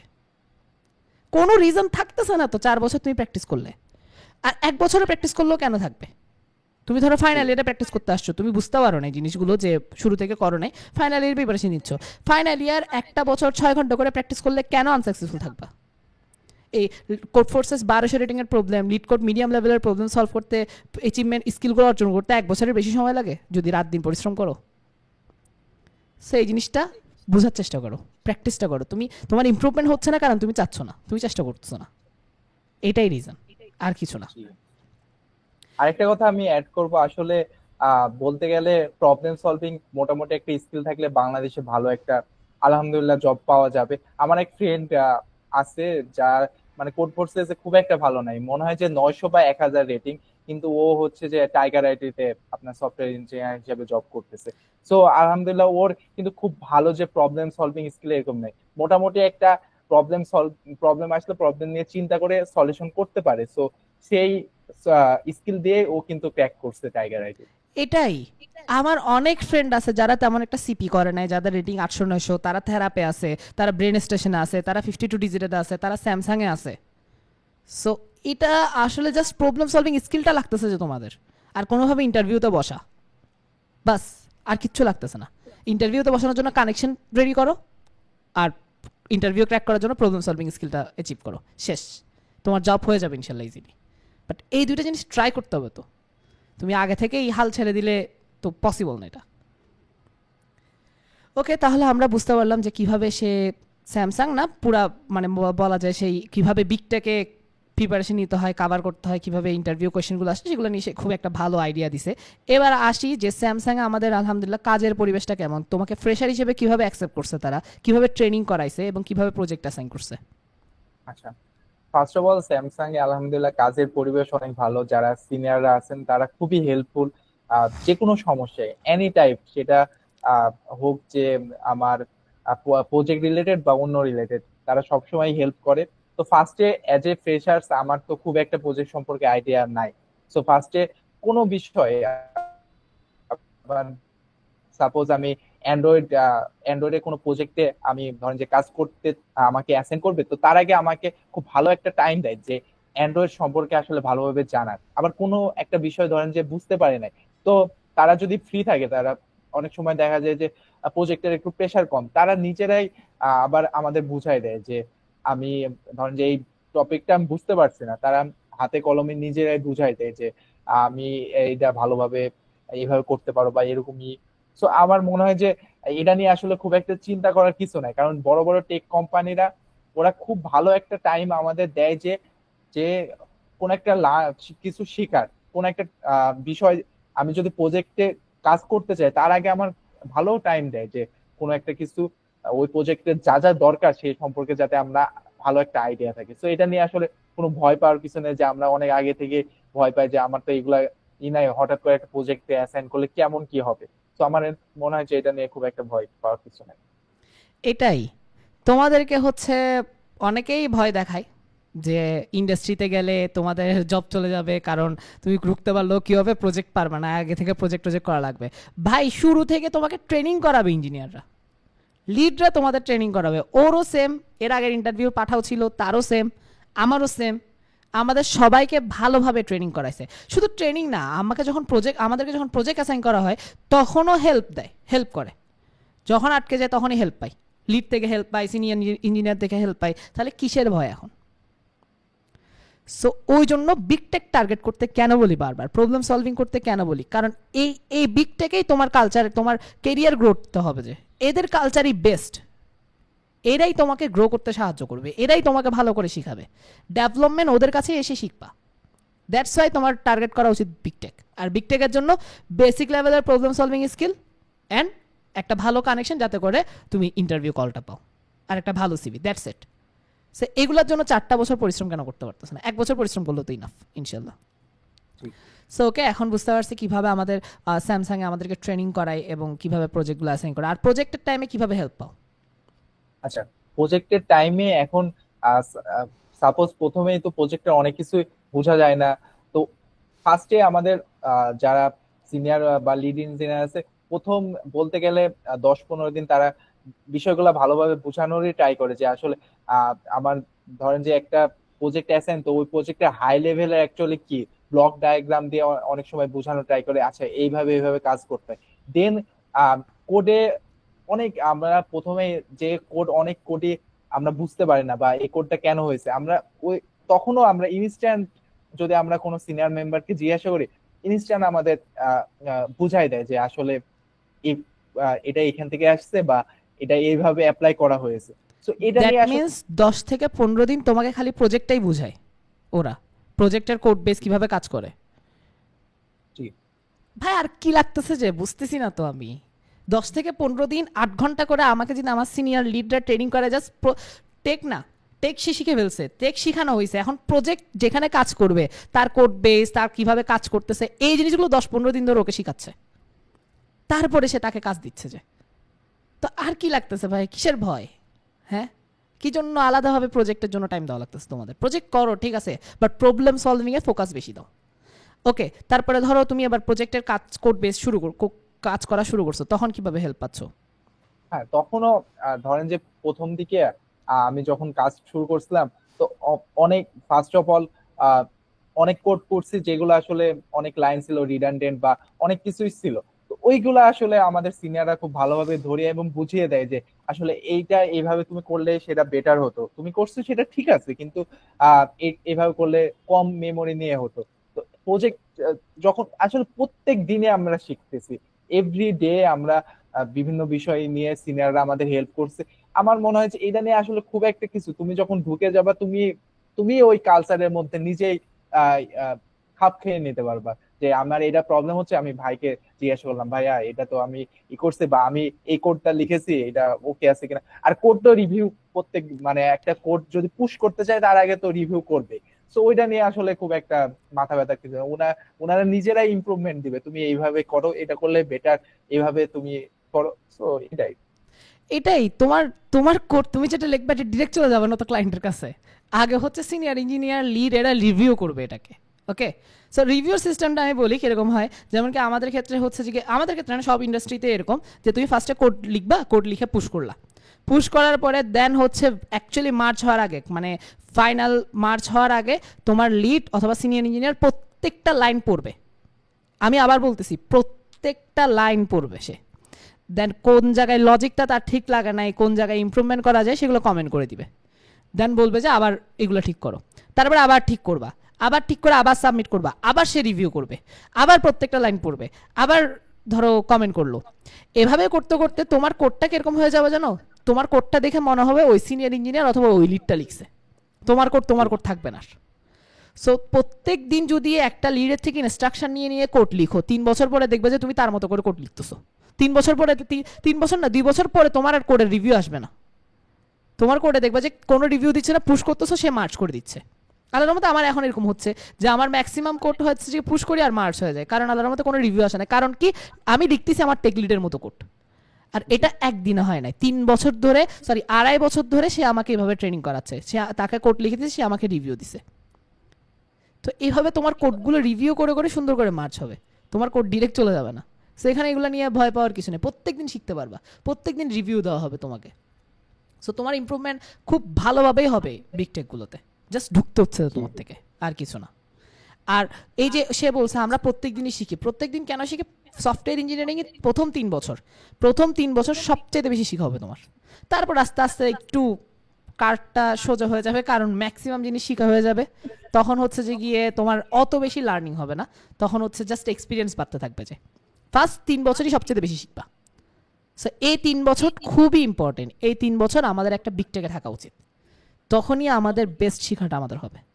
আর এই 3 বছরই আমাদের স্টেমিনা থাকবে। যে আমি যদি প্ল্যান করি যে ঠিক আছে ফার্স্টে আমি ঢুকবো একটা ছোট কোম্পানিতে, এক্সপিরিয়েন্স নিয়ে আস্তে আস্তে প্রবলেম সলভিং করে বড় কোম্পানিতে যাবো, বয়স চলে যাবে ভাই, আর তখন এরকম স্পিডটা থাকবে না। এখন আমার যে স্পিডটা আছে সেটা আমি আর 1 বছর পরে পাবো না। ওর যে স্পিডটা আছে 2-3 বছর পরে এটা হারে যাবে, আস্তে আস্তে বুড়া হয়ে যাবো 2-3 দিন ভাই। তো শিখতে হইলে ভালো একটা বিগ টেকে ঢুকে শুরুর 3 বছর শিখে তারপর আস্তে আস্তে এক্সপিরিয়েন্স বাড়াবো, যে সেটাই হওয়া উচিত টার্গেট। জি সো আমরা বুঝতে পারছি এখন কিভাবে আমাদেরকে প্রজেক্টে অ্যাসাইন করা হয়, কিভাবে হেল্প করা হয়। ইম্পর্টেন্ট হচ্ছে এটা, কিভাবে প্রজেক্ট হচ্ছে ওটা ইম্পর্টেন্ট না, কিভাবে হেল্প পাচ্ছি, কিভাবে আমার ক্যারিয়ারটা গ্রো হচ্ছে, কিভাবে স্কিল বাড়তেছে, এগুলো হচ্ছে ইম্পর্টেন্ট। সো ওই জন্য আমি কিন্তু একটা ইন্টারভিউতে কাউকে জিজ্ঞেস করি না কোন টেকে কাজ করতেছো, একটা ইন্টারভিউতে জিজ্ঞেস করি না এক্স্যাক্টলি কোন প্রবলেমগুলো আসছে, কারণ এগুলো আমার জানার দরকার নেই। আমার জানার দরকার হচ্ছে কী টাইপ প্রবলেম আসতেছে, কী টপিক আসতেছে, এবং আমাকে কিভাবে ট্রেনিং করা হবে, এগুলোই আমরা বেশি হাইলাইট করব। ওকে, সো আমরা এখন মোটামুটি শেষের দিকে চলে আসছি। সো তুমি এবার হচ্ছে যে গিয়ে একটা আলহামদুলিল্লাহ একটা বিগ টেকে আসো এবং ভালো সিপিও আছে। সো একটা ফ্রেশারদেরকে তুমি কি অ্যাডভাইস দিবা? আচ্ছা, ফ্রেশারদেরকে আমি অ্যাডভাইস দিব, আপনি যে এখন আমি ফ্রেশারদের না, আমি প্রথমে বললে যে আপনি কারেন্টলি যে পজিশনে আছেন, like fourth year, third year, second year, আপনি ট্রাই করেন যে একটু সিপি তে টাইমটা ইনভেস্ট করার।